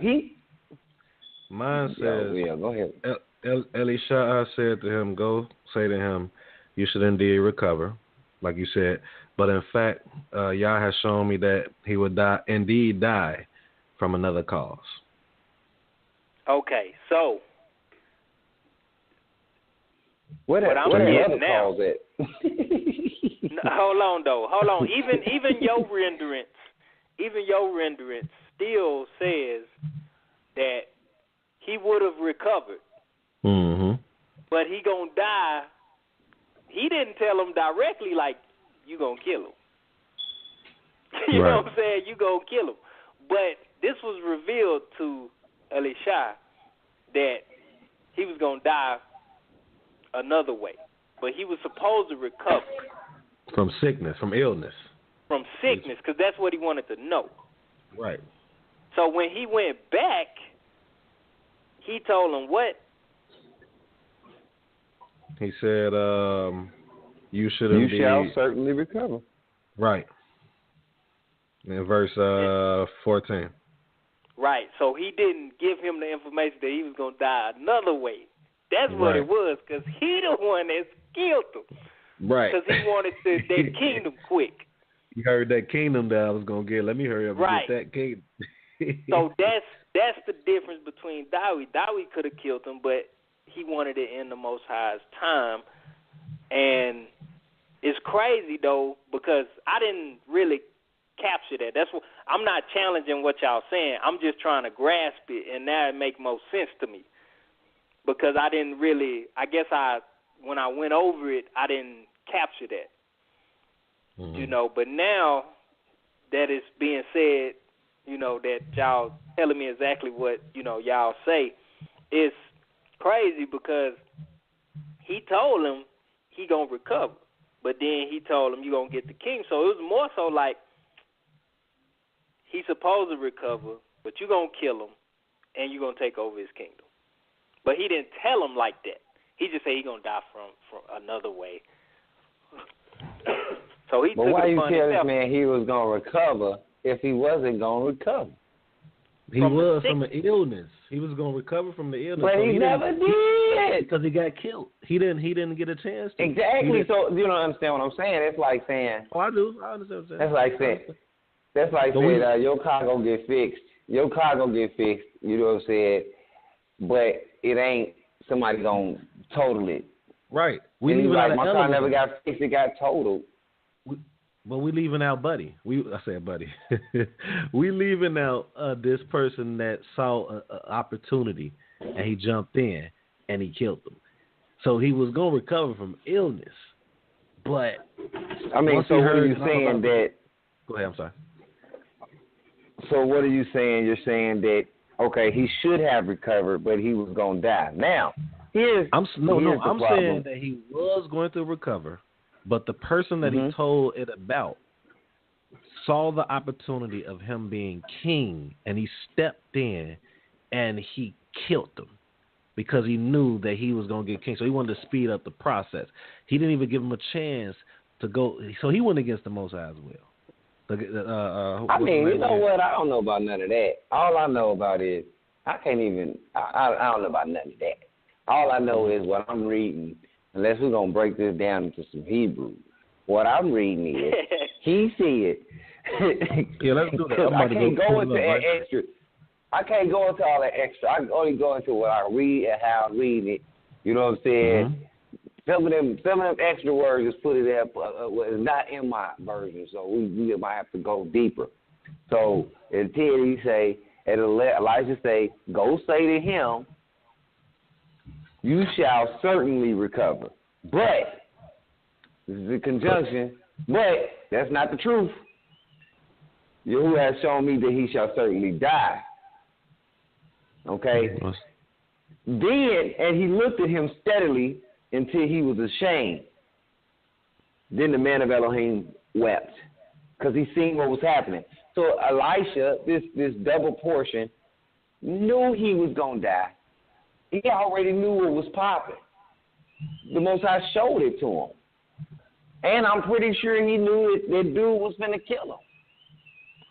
Okay? Well, I can't eat. That's speculation too. Let me jump out of the speculation zone. So let me say he knew he was going to die and he wasn't going to actually recover from the sickness because he never recovered from the sickness. He would die. All right, if you understand my wording. It's kind of like, this is my thing. It's kind of like when the Most High say to us, what you're going to get, right? You're going to be this, you're going to be in the land, milk and honey, blah, blah, blah, blah. You know, he a little more thorough, of course, when he tell us what, you know, as far as you keep this, then this is going to happen. You don't, then this. What took place for us to not have that is us jumping in, doing our own bid, and elongated, and we still elongated now, the process of getting what's going to happen. So he said he's going to, and maybe I'm throwing extra in there, but he said that he's going to recover, but by this dude hearing that he was going to become king, I'm seeing that he sped it up, and he still died. That's extra, though. Yeah. If y'all would allow me to speak, I'm reading it and I'm seeing I see what you said. I definitely see what he's saying. You know what I'm saying? And also, though, I understand where Shema is coming from and what he's saying. We just got to find the middle ground. So I don't feel as if Elisha lied because he said, you know, he said, shall I recover of this disease? This is from the KJV.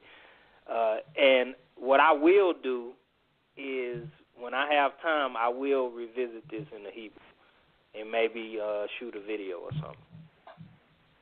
But he says, and Elisha said unto him, go, say unto him, thou mayest certainly recover. Then there's a colon.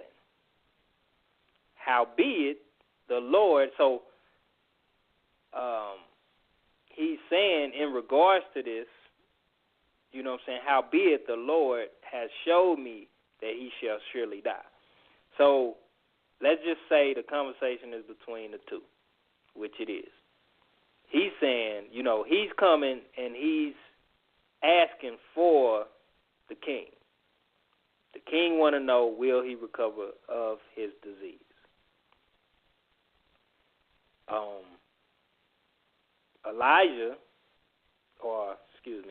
Elisha says to the person asking, go, so that he's basically telling him, commanding him, go and say to him, thou mayest certainly recover. Howbeit, so here's the clause, howbeit, the Lord has showed me that he shall surely die. Now that bit of information, that he shall surely die. So he's saying he's going to recover, but he's going to surely die. It didn't even really say that he was going to recover. It said, go say to him. This is what I'm saying. Right. He never lied. He didn't even say he was going to. He told him what to say. Go tell him that he will recover, but he going to die. So he ain't really finna live too much longer. But go tell him he going to recover. And that would, maybe that was comforting words or whatever. I don't know. I just didn't hear him actually say that he actually would. He just told him to tell him that. Right. Because he's like, dude, he asked me, you want to know, do he recover? Well, go tell him that he'll recover, but he's going to die. that's how I read it. And, I see That's a good take it too, though. the other way. It's just how I read it. That's a good take too, And though. Think also about another it. thing to consider. You just said something good. Like, well, not like you never say nothing good, but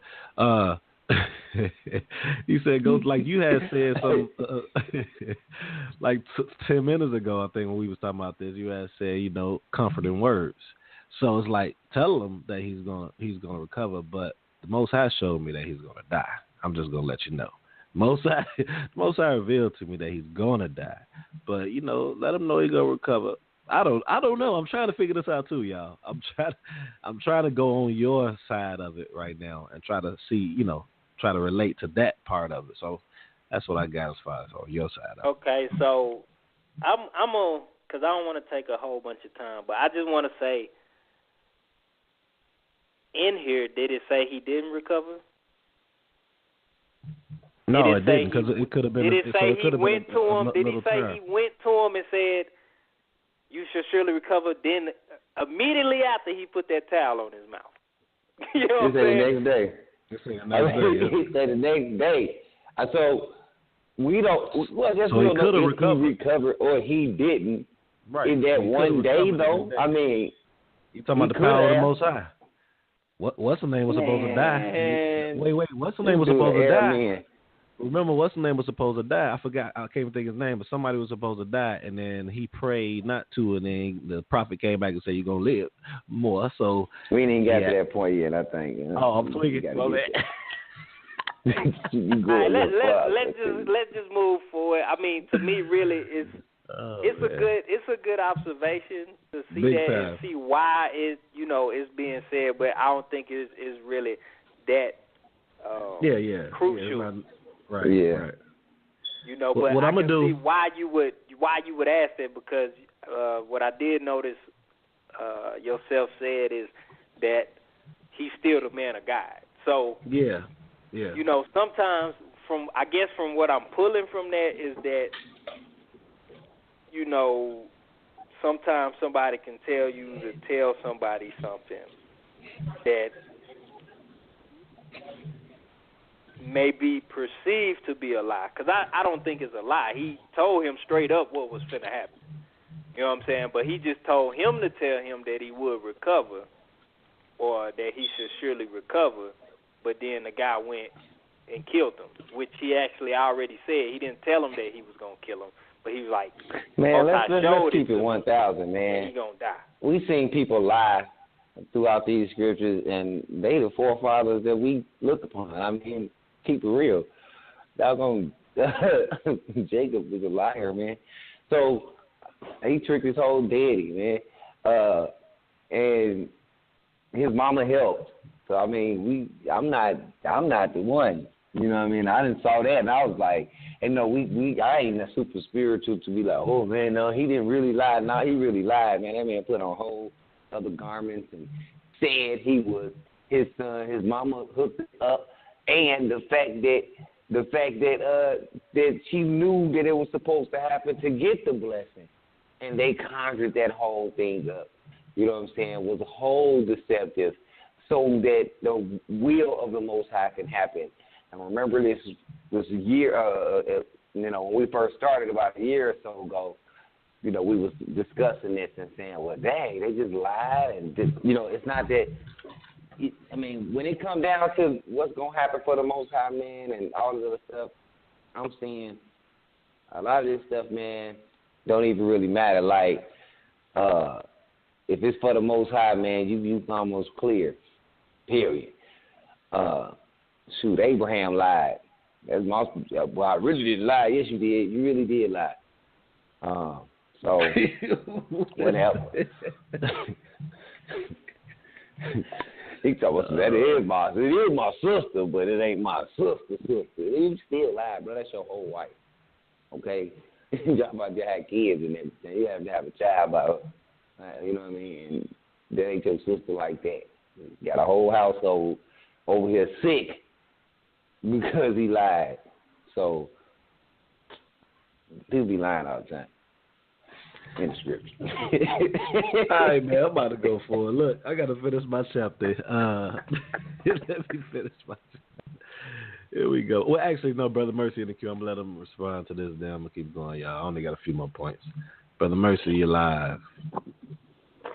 Yeah, brothers. Can't hear you. You got to, we can't hear you. Oh, you can't hear me? You. Now we can. Okay. There's a little subtopic, not sub, the sub, what do they call it, title? On the scripture I'm reading, it says, before verse 7, it has a little subtitle, it says, Elisha predicts evil from Hazael. It says, Elisha predicts evil from Hazael. And what I'm seeing in here, in this little subtitle, is that this prediction or this thing that Elisha does is about the evil from Hazael. And then we look at verse 7. And see, this is why I talk about, and I keep talking about over and over about this money thing and about this, because you got to look at everything that happened. Verse 7. Now Elisha came to Damascus, and Benadad, King Ahab, was sick.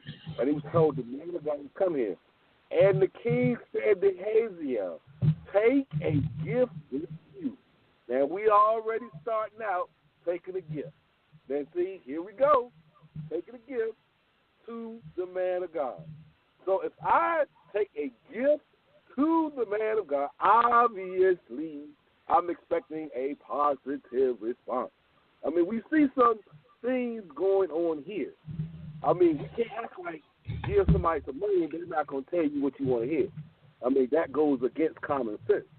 If I'm going to the restaurant and I give them my money, they're going to say nice things about the restaurant, at least while I'm there. They may say something else while I'm gone, but while they taking my money, they're going to tell me what Brother Mercy want to hear. Oh, how you doing, Brother Mercy? Have a nice, you look nice today, Right. I'm just telling you. I mean, we can't ignore that fact. Take a gift with you and go meet the man of God and inquire of the Lord by him, saying that I recover from this illness. Interesting. He says, inquire of the Lord by him. Interesting. So Hazael went to meet Elisha, took a gift with him of every good thing, Damascus, 40 camels, and go on. He gives the gift. Watch this. And Elisha, he asked Elisha, will I recover from the illness? Elisha said in verse 10, Elisha says to him, this is after Elisha gets the gift, with 40 camel loads of whatever it is. Oh, I see where you're going with it. Go ahead, though. Wow. Mm-hmm. Camel loads, guys. Whatever it is. It don't tell me whether it was money. It don't say whether it was gold. It don't say whether it was silver. But this is coming from the king, and it's 40 camel loads. So, come on, Brian. It's a lot of bribery going on right here. Anyway. You in and out, Brother Mercy, but it sounded like you was finishing up. I'm at 10. Go ahead, read it again. We couldn't hear you. Okay, verse 9, it says, So Hazael went to meet Elisha and took a gift with him of every good thing of Damascus, 40 camels loads. So it was 40 camel loads. I don't know what was in those loads. It don't say. I don't know if it was gold or silver, money or food. I don't know. But it was 40 camel loads. So that's a lot of stuff. Okay? I don't know what, so I see a little bit of bribery going on right here. Mm-hmm. And then verse 10, Elisha says to him, this is after he gets his 40 camel loads or whatever it is, go say to him, you will certainly recover. Now, as we've been talking about, Shamar, as you so eloquently stated, Elisha has been speaking without inquiring of the Lord. He's just been speaking, right? You've been saying that, Shamar. Mm-hmm. Elisha just speaks. And it happens, right? Because Elisha just speaks, right? But he's not inquiring of the Lord. He's just speaking and it happens. And that's what I see here. Elisha is speaking. He's trying to speak prosperity. He's speaking goodness and blessings. But Elisha says something else here. He says, what? The Lord has shown me. I'm trying to get the king to recover because I got 40 camels and stuff. But the Lord has shown me. See, you can buy your way out of some things, Shema. You can buy your way out of some things. But you can't buy your way out of everything. That's all I'm going to say. You can't buy your way out of everything. Right. So he tells them. But the Lord has shown me that he will surely die. So what I see here, of course, as y'all brother so eloquently stated, this is what he tells him to tell the king. Because if he tells the king anything else, after the king just sent his 40 camels of stuff, the king might ask for his stuff back, number one. Number two is, if he go back in those days, if you go back bringing bad news to a king, I'll put your head. I'll put your head. Especially after he spent 40 camels of his stuff. Right. I spent 40 camels of stuff, and I sent you away to inquire of the prophet. I'm expecting good news, Shema. I'm expecting good news when you come back. Right.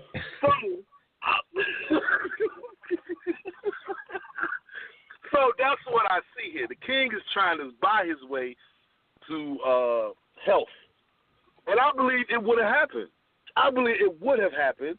But Hazael is wicked. And the king doesn't know this. Hazael is wicked. So the thing is, Hazael is like, I know what the prophet said, and we know Elisha, whatever he says, come to pass. We already know everything Elisha says come to pass. And what I see Hazael here is like, man, Elisha done said that he gonna recover, but the Lord has said that he's gonna die. Let me follow what the Lord says. And let me bring it to pass. Oh my God. Because God is bigger than the prophet. So that's what I see here. And I see he knows he's gonna die because that's what y'all said. And so he knows it's going to happen, right? So, like you say, Shema, maybe trying to speed up the process. Who knows? But the point is, Yah has already said he's going to die. So, if Yah says that, he's greater than any prophet. So, I'm going to take what Yah says, and I think Hazael's doing this, taking what Yah says, and saying, this is what I'm going to do to him. This is what I'm going to do to the king, because I know he's going to die, so I'm going to take this opportunity to become king. And plus, I can't get a king bad news anyway, because I just took his stuff. That's just my opinion. That's my take on it. I think Hazael is trying to become king. I think he knows the king is going to die. But if he doesn't do anything, I believe he thinks that the king will recover if he don't do anything. That's what I'm saying in this. Because they already know what Elisha says comes to pass. But we also know Elisha speaks sometimes without inquiring. We see that. So, that's what I think. That's my That's some good stuff. Real quick, before any of the panelists responds to him, if they have anything to say, I want to let the listeners that are online know that we have 6 minutes of regular time left. We will be going over the time. So call in if you want to continue to listen at 516-595-8238. The number is, again, 516-595-8238. Did you all have anything to say in response to Brother Mercy? If not, I'll continue with my last 3 points.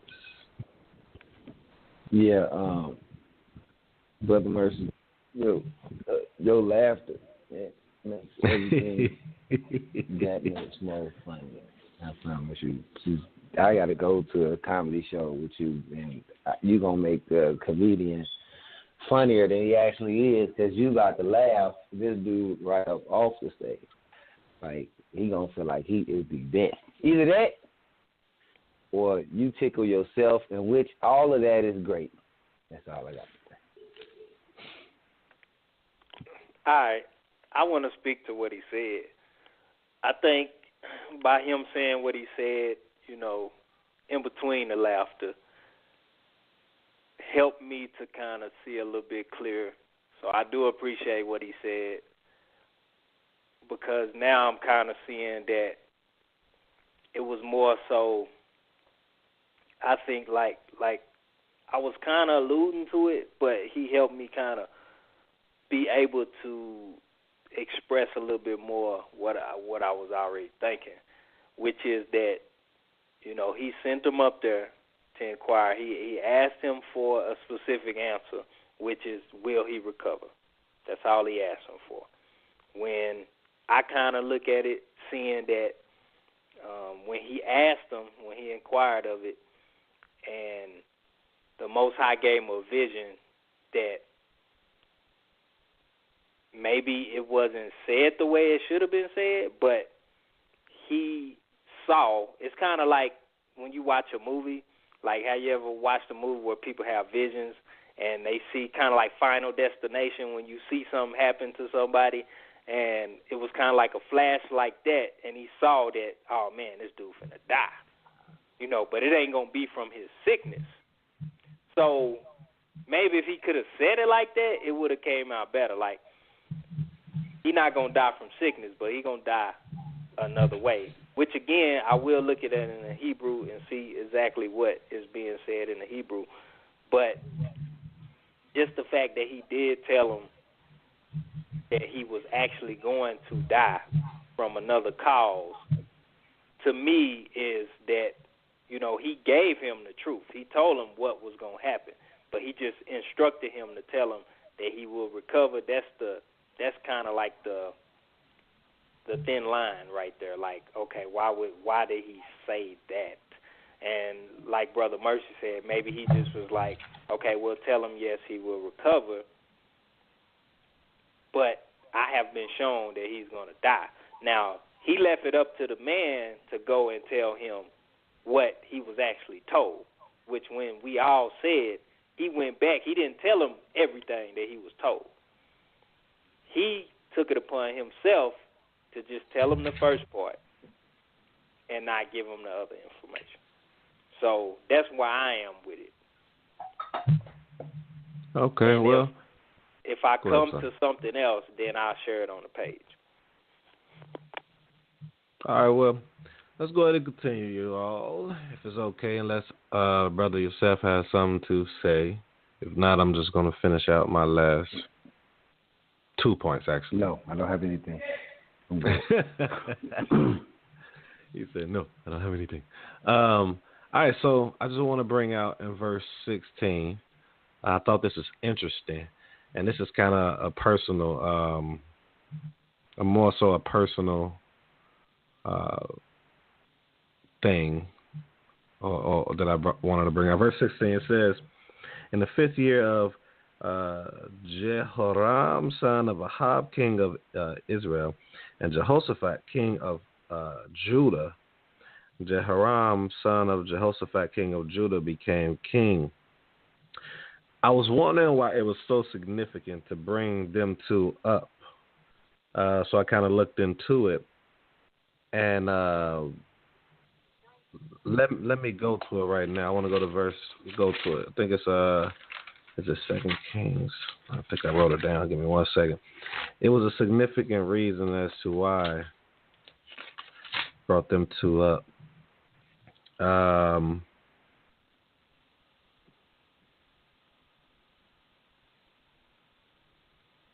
Okay. When you go to let's go to 2 Kings chapter 3. 2 Kings chapter 3, verses 4 through 7. I'm going to read that. It says, Mesha, king of Moab, was a herdsman. He paid the king of Israel 100,000 fatted sheep and 100,000 woolly rams. Verse 5. It happened that when Ahab died, the king of Moab had rebelled against the king of Israel. Verse 6. King Jehoram went out of Samaria that day and mobilized all of Israel. Verse 7. He went and sent to Jehoshaphat, king of Judah, saying, the king of Moab has rebelled against me. Will you go to war with me against Moab?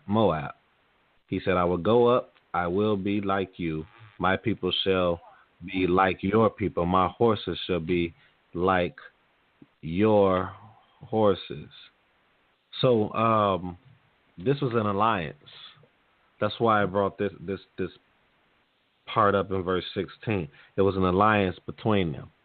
So I just wanted to bring that out. It wasn't nothing major, but I thought it was just in case people were wondering. And then when you go down to verse 18, it's just something I want to bring out. I had a conversation with somebody about this the other day, and we see this. So verse 18 says, he went in the way of the kings of Israel, just as the house of Ahab had done, for Ahab's daughter had become his wife. He did what was evil in the eyes of Yah. Okay, I'll read verse 19 too. But Yah did not wish to destroy Yehudah, Judah, for the sake of his servant David, in accordance with what he had said to him, that he would give dominion to his descendants all the days. Now, in verse 18, what I want to bring out is, in the conversation I had, I was like, have you ever wondered why, and I said this on the show too, but I'm going to reiterate, have you ever wondered why it's always saying in the eyes of the Most High, on the eyes of Yah, he did evil, or in the eyes of Yah, he did all right, all things right, or everything right? I want to bring out that sometimes even the things that are done in the eyes of Yah that's right can be wrong in the eyes of everybody else looking at that person. And the things that are done evil in the eyes of the Most High, us as people can look at this person like, oh man, he or she is doing the right thing, doing stuff good. So we always have to revert back to what thus says the Most High, because man, we always have our thoughts on what is right or wrong, when all we have to do is pay attention to, I was about to say it, all right. Yourself, I was about to say it, but I'm not going to say it, man. I wanted to say it, man. Know, real man. stuff. But basically, long story short, what I'm saying is, threw me off right there. What I'm saying is, what's right in the eyes of the Most High is not always right in the eyes of the people. And what's evil in the eyes of the Most High can be right in the eyes of people. So we have to focus on what's right and wrong through the instructions of the Most High. That's basically it with that verse. So I just wanted to point that out. And that's all I got for my chapter. Are you super done? Yeah, I'm done. Oh, okay. I'm the next chapter up, so I'm just going to, not the next chapter, but I'm the next person up, so I'm just going to kind of roll into it. And I know people probably wondering, like, what they talking about you was going to say. We have something we got to trademark, but we're not trying to put out there before it's trademarked, because it's about to be a major part of something, down the line. So we have to be careful with our words and stuff like that, because these airwaves and stuff like that. So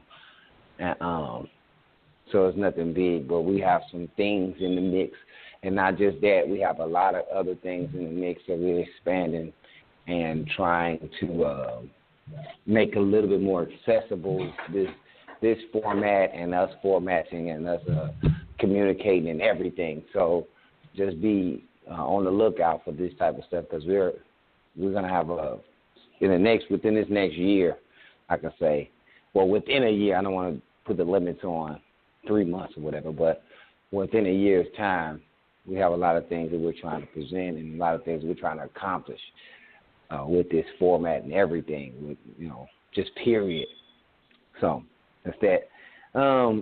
I'm going to try to make this real quick. 7 years, and the first thing, he had to leave for 7 years, right? Famine for 7 years. I've been pointing out sevens like it's nobody's business, okay? I don't know if y'all listen. I don't know what it is. I always say that, okay? But this number is frequently used. Frequently. All right? But one thing that he also told her to go, because it was going to be a famine in the land. One thing I found to be interesting in this thing is that she had to leave to not be a part of the famine. All right? Where did she go? To the land of the Philistines. She was not in the land where she was at. She would have been bad famine, like the first time.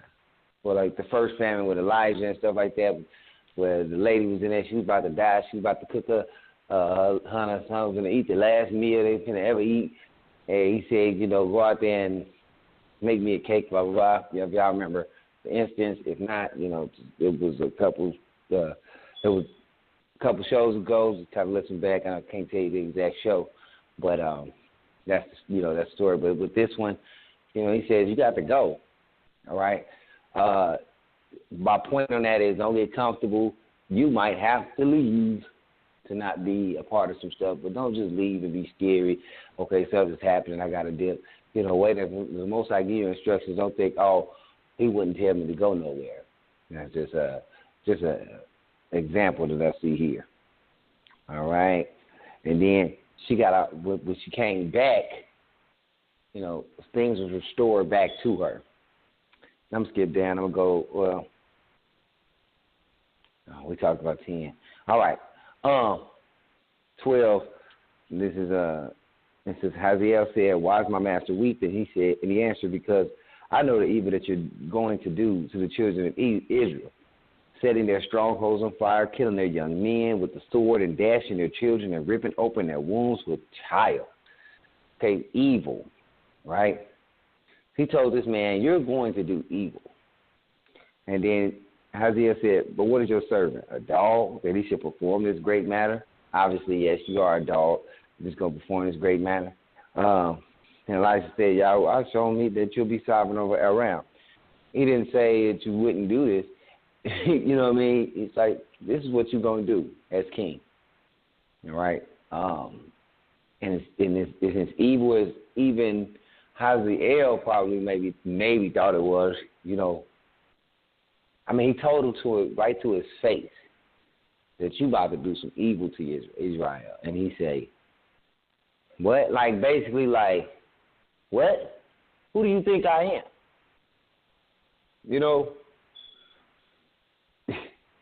Weird enough. I don't know. I'm starting to veer away from free will as I begin to read more. Free will is an illusion. Them words are not in the Bible anywhere. And most High be using people and not making them, but making them, if that makes sense. All right, 15. All right, we talked about that already. Sorry.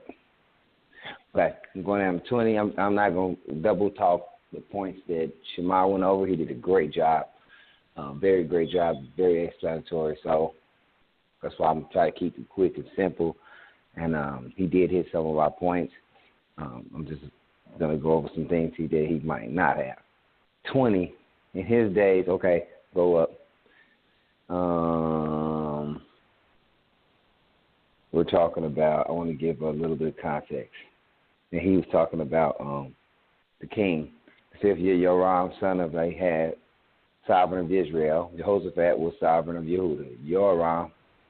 Jehoram, son of Jehoshaphat, began to reign as sovereign of Yehuda.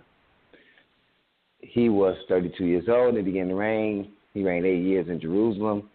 All right, he walked in the ways of the sovereigns of Israel as the house of Ahab had done. Okay, for the daughter of Ahab was his wife. He did evil in the eyes of Yahweh. All right, back to what he was saying, evil in the eyes of Yahweh. And now we keep going. However, Yahweh would not destroy Judah for the sake of David, his servant, as he promised him to give him a lamp to him and his sons forever. Okay. In his days, Edom revolted from under the hand of Judah and made a sovereign over themselves.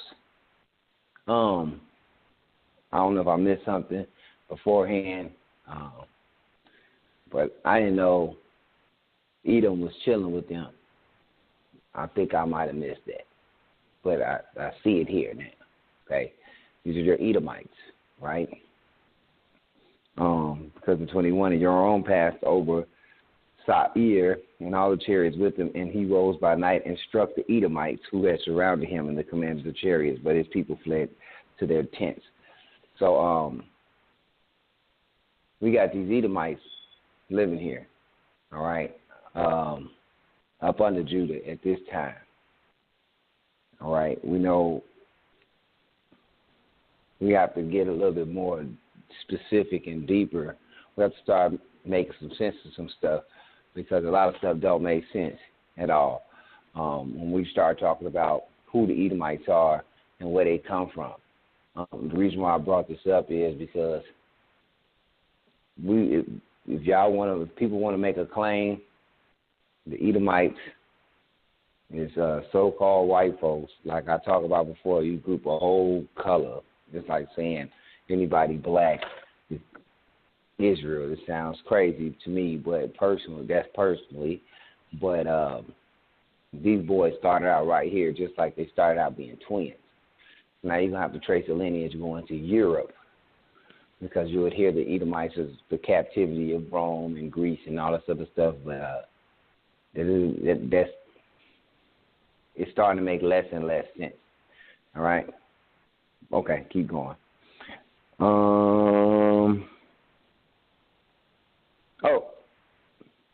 That's all I really had for this chapter that have not been talked about. Hold on. Yeah. All right. So I guess it's on me, huh? Yes, sir. All right, so I just want to pick up right where you left off with this whole Edom thing. I was also going to say I didn't recall, like, as we was reading contextually where it talked about Edom, being under Judah or whatever. Like, this is the first time I recall it mentioning that. But, again, also, you can correct me if I'm wrong, but some of this stuff in this chapter that it's talking about, it talked about in 1 Kings. And now it's just like got a little bit more information. Did you catch that? I had to take my stuff off of mute. I thought it was some repetition. And see, here's the thing about that repetition. I was reading and I said, did this happen already? And I got confused because, when we read, I've read Kings before, right? So now that I'm trying to erase my brain to reapply a lot of stuff, sometimes I don't remember if I read it, if I'm thinking about that I read it a while ago. You know what I'm saying? Or did they revisit it? So now that you say something, now it's making more sense that I felt like I read this before. Am I tripping? That's what I thought, literally. I was like, dang, I think I'm tripping for real because I was like, anyway. So that's possible because I can't remember where is that, but I do remember I said, Dag, I think I read this account already. I just didn't, just didn't know if it was beforehand in my life. Because in 1 Kings 16, as I'm pulling up looking right now, it talks about how Ahab or Ahab reigned in his father's stead. And so, like, unless he died and came back to life and did it all over again, this has to be a recap. This has to be either like a separate story, and that's why they like separated it, but this is where I say it is very important, just like Chronicles. A lot of this stuff you'll find in Chronicles. If anybody's familiar with Chronicles. So what we have to do is realize that as we read this, a lot of this stuff is separate findings. And they, just because we say it's one book, it's not one book. It's a bunch of different scrolls that they compiled together. So you're going to see repeat of certain things that was already talked about. It just came from another person's writing. And so you might see different information, like added information, just like this whole Edom thing. The timeline is the same from 1 King. And then this may also throw your timeline off. So you have to be very critical when you reading. You have to use your critical reading in order to identify these things. So I wanted to say that, I wanted to ask that because I felt like this was a recap or a revisit of the timeline, and they just, whoever wrote this opposed to whoever wrote what they used for what's in 1 Kings, they had a little bit more information or less information on certain regards. So I think that's important. Now, moving to the actual revolt, what I found interesting is that when it first talks about it, it says when they initially revolted, they placed the king over themselves. Now, I'm not saying that you have to have a king, but when I see king, I see sovereign, and I see like a leader, like a sovereign leader that possibly could have other leaders under him, but he's the sovereign. So going to a reality standpoint, what I look at is like when you look at other revolts in history, or when you look at a time where, because revolt don't mean you have to like go to war. Revolt just means you pull yourself from under somebody, or you do the necessary steps to proclaim your freedom from under a certain authority. Right. That could be through protest. It could be through just a declaration saying, hey, we want to be an independent people. Yeah. Now, with that being said, what I see through the quote-unquote African-American is that we asked for these things, but we did not set order. We're just hanging out willy-nilly after it happened. We still, technically, they asked for freedom, but then they asked for integration. Right. So you really didn't revolt. You said we just want to be treated a little better. There's a difference. So I think it needs to be articulated clearly what we want as a people. And I think it never really was that. It never really was an agreement on what we wanted as a people, because you had some people that had the ideal in their mind that we were revolting. But if you really look at history, they did not revolt. They wanted integration. They wanted to become a part of who was oppressing them. And in the oppressor's mind, that was already happening. Except you was not looked at as a human being. You were less than human. You were like a dog or a tractor trailer.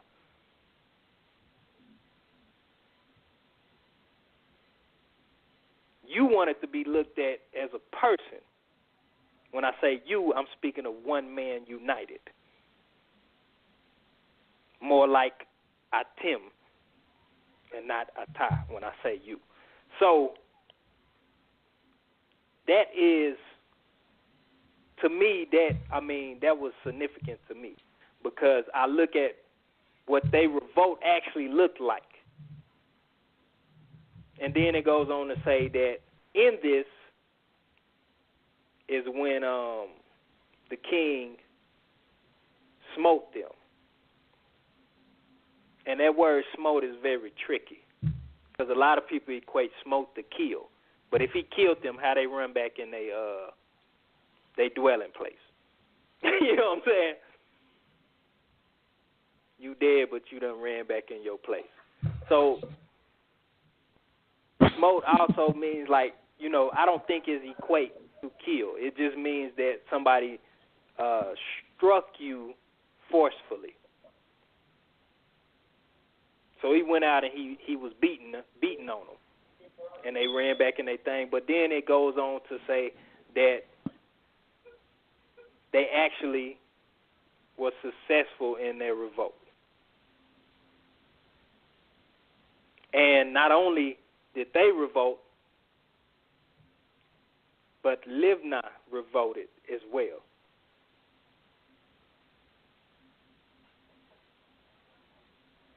So that was kind of cool too, because through their revolt, it motivated the other people to want to be independent as well. Because in order for you to actually revolt, you have to be able to be independent. And I think that blacks or African Americans don't want to revolt because they don't feel like they're independent enough. And, I mean, to be honest, at this point, that would be hard to do, to actually revolt and be independent. That means you have your own form of government. You have your own sovereign. That means you put a king, or I don't like the word king, but you put a sovereign, because to me there's only one king. And so that's things that we have to look at from a reality standpoint. But let's get back to the context at hand. So, got mercy in the queue too. So this actual revolt, I'll be done here after this. This revolt, looking into it, to me, could possibly be the fulfillment of the prophecy in Genesis 27:40, where it talks about that Edom, the actual person Edom, would serve his brother, which is Jacob, which then we have the 12 tribes of Israel, would later break that yoke. So here we're seeing that yoke means that they basically are under subjection. They're not independent. They're under subjection to Israel. But at this point, now we're seeing that they're breaking free from that yoke. I could be wrong, but that's just what I'm speculating. And that's all I got. You can let Brother Mercy in if y'all got something to say. I mean, you the host, Brother Shema, so you do with it as you see fit. All right, cool. Let me just say real quick before you put them in about just real quick. I thought the same thing, Jedediah, so I agree with you about, because he was supposed to serve his brother as far as the blessing and what was said was that he would have to serve his brother. So we really haven't seen too much of servitude of Edom. They haven't really been talking about Edom until we see it at this point. So, like when I saw it, I said, I didn't know they was in Judah. You know what I'm saying? And I've been kind of looking for some of these prophecies in the beginning. So to know that they was under Judah and they had to revolt to be independent means that they was under some kind of servitude of something else, point blank, period, because you don't revolt if you are in control. You don't revolt. You know what I'm saying? Like, you have to, the lower revolts from the higher. Like, all right, I'm cool, man. Y'all got more power than us, but we trying to separate ourselves from you, like you said. And that's what came to mind also about the Genesis thing. I'm so glad you brought it up because it kind of slipped my mind. And that's it, and that's all I got to say. Good stuff, fellas. Brother Mercy, you are live.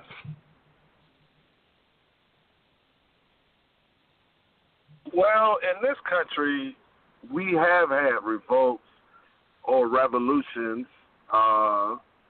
We've had it, it's been about the North and the South. It's been about, and we've always been used, African Americans has always been used as pawns to fight other people's wars. And it was a revolution over here between the North and the South, the South to keep slavery. I say all that to say that what's going on over here, because we didn't do like Israel, the Hebrew ancestors, they went to their own land. See, when you don't have your own land, you're going to fight somebody else's war. That's just what's going to happen. I mean, we all assimilated into the system. We're all working, paying taxes, part of the Uncle Sam system. So we can act like we're not part of it, but we are part of it. And the only way we can survive over here is to become a part of it, and to what they call assimilate. We had to assimilate. How are you going to eat? If you don't work for the system, how are you going to eat? I mean, how are you going to survive? You don't have your own land. You don't have your own house. You got to get your house. You got to get your own land. How do you pay for those things? You got to go to work. So I say all that, and then we were working. Hold on, wait a minute, time out. Let me change that. We were working since we got off the boat, but we had to get a paycheck, because you got to understand, we've had to work up to the humanization as you talk about, Jedediah. We were working the whole time we were over here, but we was working not getting the check. So, I mean, we had to pass all of that.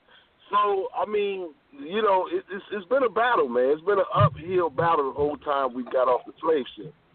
So I say all that to say, unless you're trying to leave and come up with your own, you know, and then to me, setting up a king doesn't mean y'all is not king. Because you're going to have some type of sovereign ruler. Like you can have a president, or you can have a king, whatever the case may be. And then we go back to the story about, you know, it was evil to ask for a king, those type of things. But when you come up with your own land, you're going to have some type of leader over that. So whether you want to call it the president, whether you want to call it the chancellor, I don't know, play with words. But I just wanted to say that, I mean, there was a time when the prophet, watch this, when the prophet was leading God's people and there was no king. You know what I'm saying? When Samuel led them, you know, when Moses led them, so you could be led by the prophets, you know. So I think we have to be led by the prophets to get our own. So, you know, I think we have to do that. So, you know, with them, they set a king over them. I don't read about any prophets leading them, but I just wanted to say that, you know, in order for us to get to where we need to go, I guess we have to do like they did. They followed Samuel, they followed Moses, they followed Elisha, they followed Elijah. We had different prophets to lead us to our own land. So I had a question to the brothers, just because I had a brother. Do you think we have to come up with our own land in order to not assimilate? That was my question. All right. Can you hear me? Can y'all hear me? I want to make sure I'm okay. So this is kind of going to answer your question, a response that I had to what you were saying. I want to say I do agree with you there, is one king. I want to also say that I don't agree that we need to have a king. And it kind of goes into what you were saying is about we had prophets, we had leaders. We can have leaders. We can have a system, which the Most High showed us how to have it. And am I echoing anything, you all? No? Okay, cool. As far as, I think he said something about, and then hopefully this still answers the question, but I think you said something about, you know, taxes and, you know, working for, it's things in place to where we, and that's, I'm glad that y'all said what he said as far as like separating yourself. We can do that. It's things in place to where we actually can do that. Speaking on myself, I'm removing myself completely away from everything, taxes, Social Security, postal services, all that stuff, and you can still be good. You said something about working for other people, yes, but you also could build your own, formulate your own business, and community based. I know brothers that are, I'm about to say conscience, that has this understanding. They actually operating as such. It's a small group, but if we were to implement the divine laws, what we can call it, meaning the Most High's instructions, and apply it to our lives, we can obtain this. We just need enough people to do it. We should have a vision, as we all were speaking on, and implement that vision, but a lot of people can't come together. So, yes, you can do this. No, you don't need a king. You just let the system run the nation, which is what Moshe through the Most High, Most High through Moshe put in place. So the best thing I could do is just show. So I plan to bring this out, when I'm completely done with the process. I'm actually in the process of stuff now, and it's actually taking place, it's happening. It's just that a lot of people are not looking into these things. They're comfortable where they're at. I think one of you all said that. They're just comfortable where they at. They want to go stay with Mitzrayim, Egypt. Like when Israel wanted to go back, they didn't want to venture off and do these things themselves. That is where we're at now. Yes, we can do that in this land. And it's the laws, human rights laws, universal laws, indigenous people laws, we brought this up, that protects these things. But none of us know this because all we're doing is living life. All we're doing is studying the Bible, which is good, but we need to study the laws of the land and understand common law and things like that. And you can actually do this. So I know I've been ranting, but hopefully I answered it. I'm not sure if I did. And that's all I got.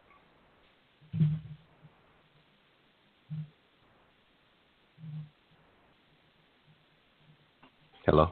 Okay. I didn't know if anybody else was saying anything. We should got one more. I did have something to say, but I know we got to get through this last chapter. Maybe we could revisit this at a later date, so I can kind of explain what I mean about this king versus sovereign, because it's always going to be somebody in charge. And when I seen king, it was more so what I was saying is like sovereign, because to me it's only one king with that type of definition. So, but go ahead. I'm not going to take no more of your time for your chapter. Well, I'm going to really try to be as quick as possible. So, just bear with me if I'm speaking fast. If I miss something, y'all just bear with me or whatever. In summary, real quick, you about to have an anointing of a king and what he's told to do, and a prophecy that comes true about Jezebel in this chapter. Okay? All right.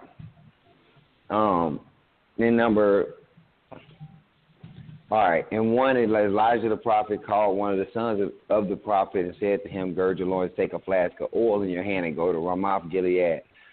Okay, and you shall go there, look for Jehu, son of Jehoshaphat, all right, and then basically take him away and then anoint his head. In 3 it says, thus says Yahweh, I have anointed you sovereign over Israel.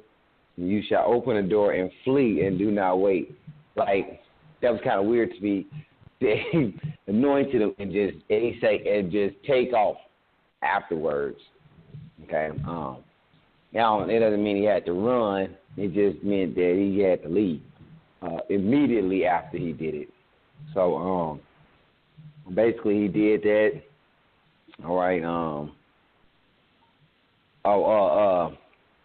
What the reason why I brought that up is in context and in what we see culturally and over is that a prophet anoints the king. That's what I've been seeing. People have made themselves kings, but that didn't mean that's who the Most High wanted to be king. Okay? The Most High has placed people as kings, and when he does it, it's an anointing that happens, as I see through Scripture. If I'm wrong, one of y'all come up, y'all, could say, hey, now, brother, this one instance or whatever, that's fine. But this is what I saw, and that's why I highlighted it. Okay. All right, then. In 6, he says that I anointed you sovereign over the people over Israel. In 7, you shall strike the house of Ahab, your master, and shall avenge the blood of my servants, the prophets, and the blood of the servants of YHWH at the hand of Jezebel. Now, if you go back, remember, saying she was killing a whole bunch of people, and through the prophets, she was killing all the prophets off and stuff like that, because they really wasn't saying nothing that would agree to what she really wanted to do, So this is the avenging of that. The Most High will take vengeance, but notice that he's going to use a man to do it. All right? Also, the king is going, this is the sovereign that is anointed by the Most High. He has to carry out this order as far as you got to get your hands dirty. All right? This isn't like some of the stuff that's set up or how we be thinking king sitting back and just watching other stuff happen. All right. He told him, in the house of Ahab shall perish, you shall cut off from Ahab all the males in Israel, both those shut up and those left at large. So strike all the, tear down his whole house. All right. And 10, and the dogs are going to eat Jezebel and the portion of Israel with none to bury her. Then he opened the door and fled. So he told him all that, and he left, just like he said. That it was like the Most High, just like the prophet had told him to do. Skipping down.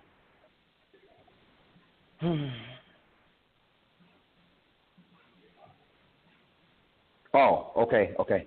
So they asked him, what this dude say, man, he's crazy. He said, oh, no, man, he's crazy. He said, man, you lying to us. What'd he say? He said, man, he told me that the Most High has anointed me sovereign. In 13, they hurried, and each one took his garment and put it under him on the top of the steps, and they blew the shofar, saying, Jehu reigns. They immediately, they did not question it. They immediately was like, oh, new king. You know what I'm saying? Blew the shofar, Jehu reigns. Boom. Okay? Then, he basically started conspiring to do what he was supposed to do. Okay, as far as wipe out the house. 24, we'll skip down to 24. I'm telling you, I'm going to make this real quick. And Jehu drew his bow and struck Jehoram between the arms, and the arrow came out of his heart and sank down, and he sank down in his chariot. The reason why I highlight that now, I told you it was conspiring, and he's supposed to be knocking these people off, and this is how this is happening. Maybe the other brothers might want to bring up, maybe they got something in between there that'll be whatever.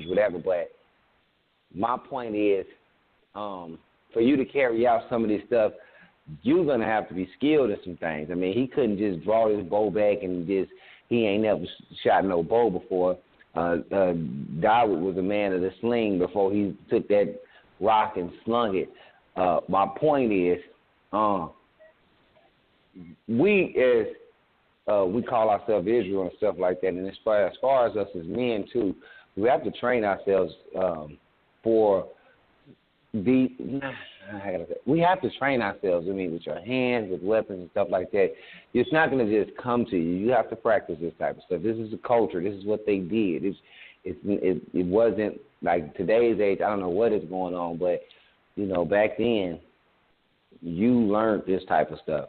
You might have to go to war. 9 times out of 10, you might be used for war if you go to war, because all the men gonna have to stand up at a certain age to fight this battle if you're able-bodied. All right. So my point is basically, get this in your mind. You say you Israel, you say this, that, and the other, and we was talking about revolting or whatever. If the Most I tell you to do something, I don't know, man. I'm not gonna get into all that because y'all know how I feel. I keep on going. And okay, so then you have that happens. He goes to the little place where Jezebel at, and he didn't have to go up there. You know what I'm saying? He said, "Who up there with me?" Basically, 3 units took and threw her out and hit the feet on the ground. The dogs ate of her body, like the prophecy says. And in 34, okay, let me go to 33. And he said, "Throw her down," and they threw her down, and some of her blood splattered on the wall and on the horses, and he trampled her underfoot. And he went in, he ate and drank and said, "Go now and see the cursed one, and bury her, for she was the sovereign's daughter." So even in respect of the sovereign, he was going to bury her, even though he was given the prophecy said that she would be buried. He still, was going to do that out of respect. I thought it says so. They went to bury her, but they found of her was the skull and the feet and the palms of her head. And they came back and informed. They said, "This is the word of Yahweh, which he spoke to the servant Eliyahu the Tishbite, saying, the portion of Israel's dogs are going to eat the flesh of Jezebel, and the corpse of Jezebel shall be as dung on the surface of the field, and the portion of Israel." So they did not say, "This is Jezebel." So that's it. As far as the last one was just the prophecy being fulfilled. That's all I got. This actually frees up a lot of time for the other brothers to speak. So I yield the mic. All right, so according to order, I guess I'll be next. Really, the only thing I really had for this was the fact that the Most High anointed who, just for the purpose of avenging the blood of his servants, the prophets, as the brother brought out. And the only thing I want to add to it is just really to just say, who Yah anoints is who he anoints, to carry out whatever it may be. So when we use the word today as, that person anointed, they anointed, it's always used in the connotation of somebody is like blessed with either a gift, when they sung, I just felt the presence of God, or, they're anointed preacher, like they can preach real good, or something like that. We use it in that manner, and that's not biblical. That is not the denotation of what it means. It's just basically anybody who is chosen to do whatever. You're anointed. You're chosen to do something. You could be a daggone murderer and be chose to be a murderer. You could be whatever. Like, your character has nothing to do with what you're doing. As we see that, this person's sole purpose was to go out and kill the house of Ahab, as it was spoken, because this was one of the things that was prophesied in 1 Kings, and then they revisited again right here. And I believe Brother Jeff had asked about this too, because it didn't give all the details in 1 King, where he was like, well, he didn't die yet or whatever. In this story, it kind of looks more close to like it happened more instantly, that everybody was wiped out, like the way they say it. So the timing kind of, you got to be able to discern these things and these different stories as they are being revisited or somebody else wrote it. This also shows us the point of view of the writer plays a big part of what is written, or the person's writing style plays a big part of what we're reading.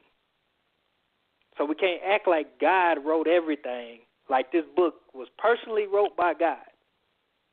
No, somebody else wrote it. They had their own writing style when they wrote it. They just was inspired by God to write down what happened. But God didn't say, your writing style is going to become exactly like this person's writing style. And when y'all write it, really there's no because, if you think about it, why do we have two separate stories addressing the same stuff if it's just supposed to be one author? If this is the perfect word of God, written by God, Not saying that it wasn't inspired by God, but what I'm saying is man wrote these things down.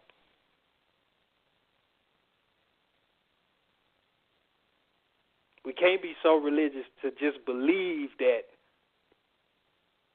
God sat there and say, oh, nope, don't write that like that. Erase that. They ain't even have erasers. You know what I'm saying? He would have to start that scroll all the way over. But I'm going off on a tangent. That's all I wanted to say. I believe Brother Jeff was in the queue. I don't know if he still is able to speak. But that's all I got. And I will speak about that other stuff some other time. Yeah, I'm not going to go further. You all did an excellent job. I'm allowed Brother Jeff to come in if he wants to. Brother Jeff, I'm going to open your mics. Go ahead and speak if you would like to. I'll give you a few seconds to get on if you want. If not, then we'll just get ready to close it out with closing statements. So, Jeff, your mic is open if you want to speak on what you wanted to say.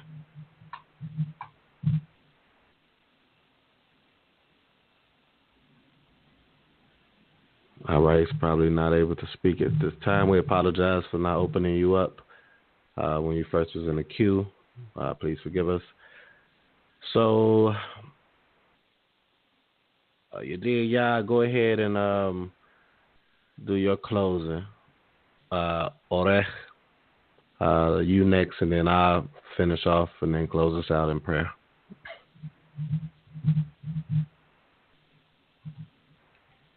All right, everybody. I just want to thank everybody for tuning in. This was a good show. I mean, we went into a lot of reality, which I like to do, but for the sake of time, sometimes it might get extended a little too long. I'm guilty of it myself, so on behalf of myself, I would like to apologize for that. But I do want to continue the conversation that we was having. I think it was important, but we just really don't have time for it. So if I believe Brother Yosef is the host of the rest show, I don't know what exactly what the topic gonna be. I'm sure we're gonna discuss that later. But if he would allow a portion of the rest show for us to continue the conversation about that, I would appreciate it, and I hope you all would appreciate that as well, because it is something that I think needs to be talked about. But other than that, all the shows are uploaded to YouTube, so you can go there to YouTube, his Talk One's Talk Radio. Once you find that, just type that in the search. Go to the page. All the shows that we've had for Season 2 are uploaded, except for this one, which I'll get this one up before next weekend. And, just go check it out. Make sure you subscribe if you haven't subscribed already. Shalom. Shalom. I like to say good shows and, some good stuff brought out. Sometimes, like I say, we do get a little off of the chapters a little bit, but it's fine. It's always good to speak about, a lot of this stuff that is on our mind, and because this stuff is starting to get to a point where we see stuff and we want stuff in our life, so we kind of inflict it, and that's when we start talking about it, and it gets real. So, and if everybody and anybody knows, us and how we've been talking, especially lately, it's more so on a solutions matter, and that's what I see. That's why I say the conversation is very much needed, because it falls along the lines of solutions too. Because I guess the goal, but the goal is to be built up as a nation again. And I just, I'm going to just put this out there. If your goal as Israel is not in some aspect thinking about how we're supposed to be gathered back to be Israel, you're not really Israel. I mean, not like that. What I mean, not saying nationality, saying mentality, because a nation stands as one, and the whole mentality of Israel should be to stand as one and to become one and get off of the individual basis. So that's why these conversations start to get like that, especially between us brothers and sisters on the show. So neither here nor there.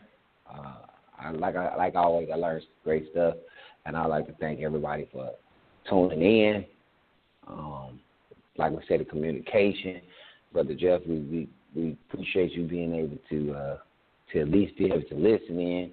You know, we do miss your input. I know you're busy and stuff like that, you know, as far as not being able to say, you know, to input as much, but we see you, you know, and you know, we always love your comments and everything like that, so know that you're still appreciated over here. You know, we like to also say, you know, tell a friend, tell a neighbor, you know, pass the word, share the shows, share this type of stuff, because this information is not to be hoarded. We're trying to go through this stuff, like I say, contextually. We're trying to get a hold of this thing as a body and not as individuals anymore. We're trying to actually start this thing as bigger than us. This is what it is about. It's about us, but it's bigger than us. It's bigger than us having individual knowledge. So, you know, pass the word to someone that's actually motivated about that. And without, you know, any further ado, I'm going to yield the floor to Shema. All right, appreciate it. Achim, my brothers. Hey, we appreciate all of you tuning in. I think this was a fabulous show as always. It's good to bring reality into it. We love it.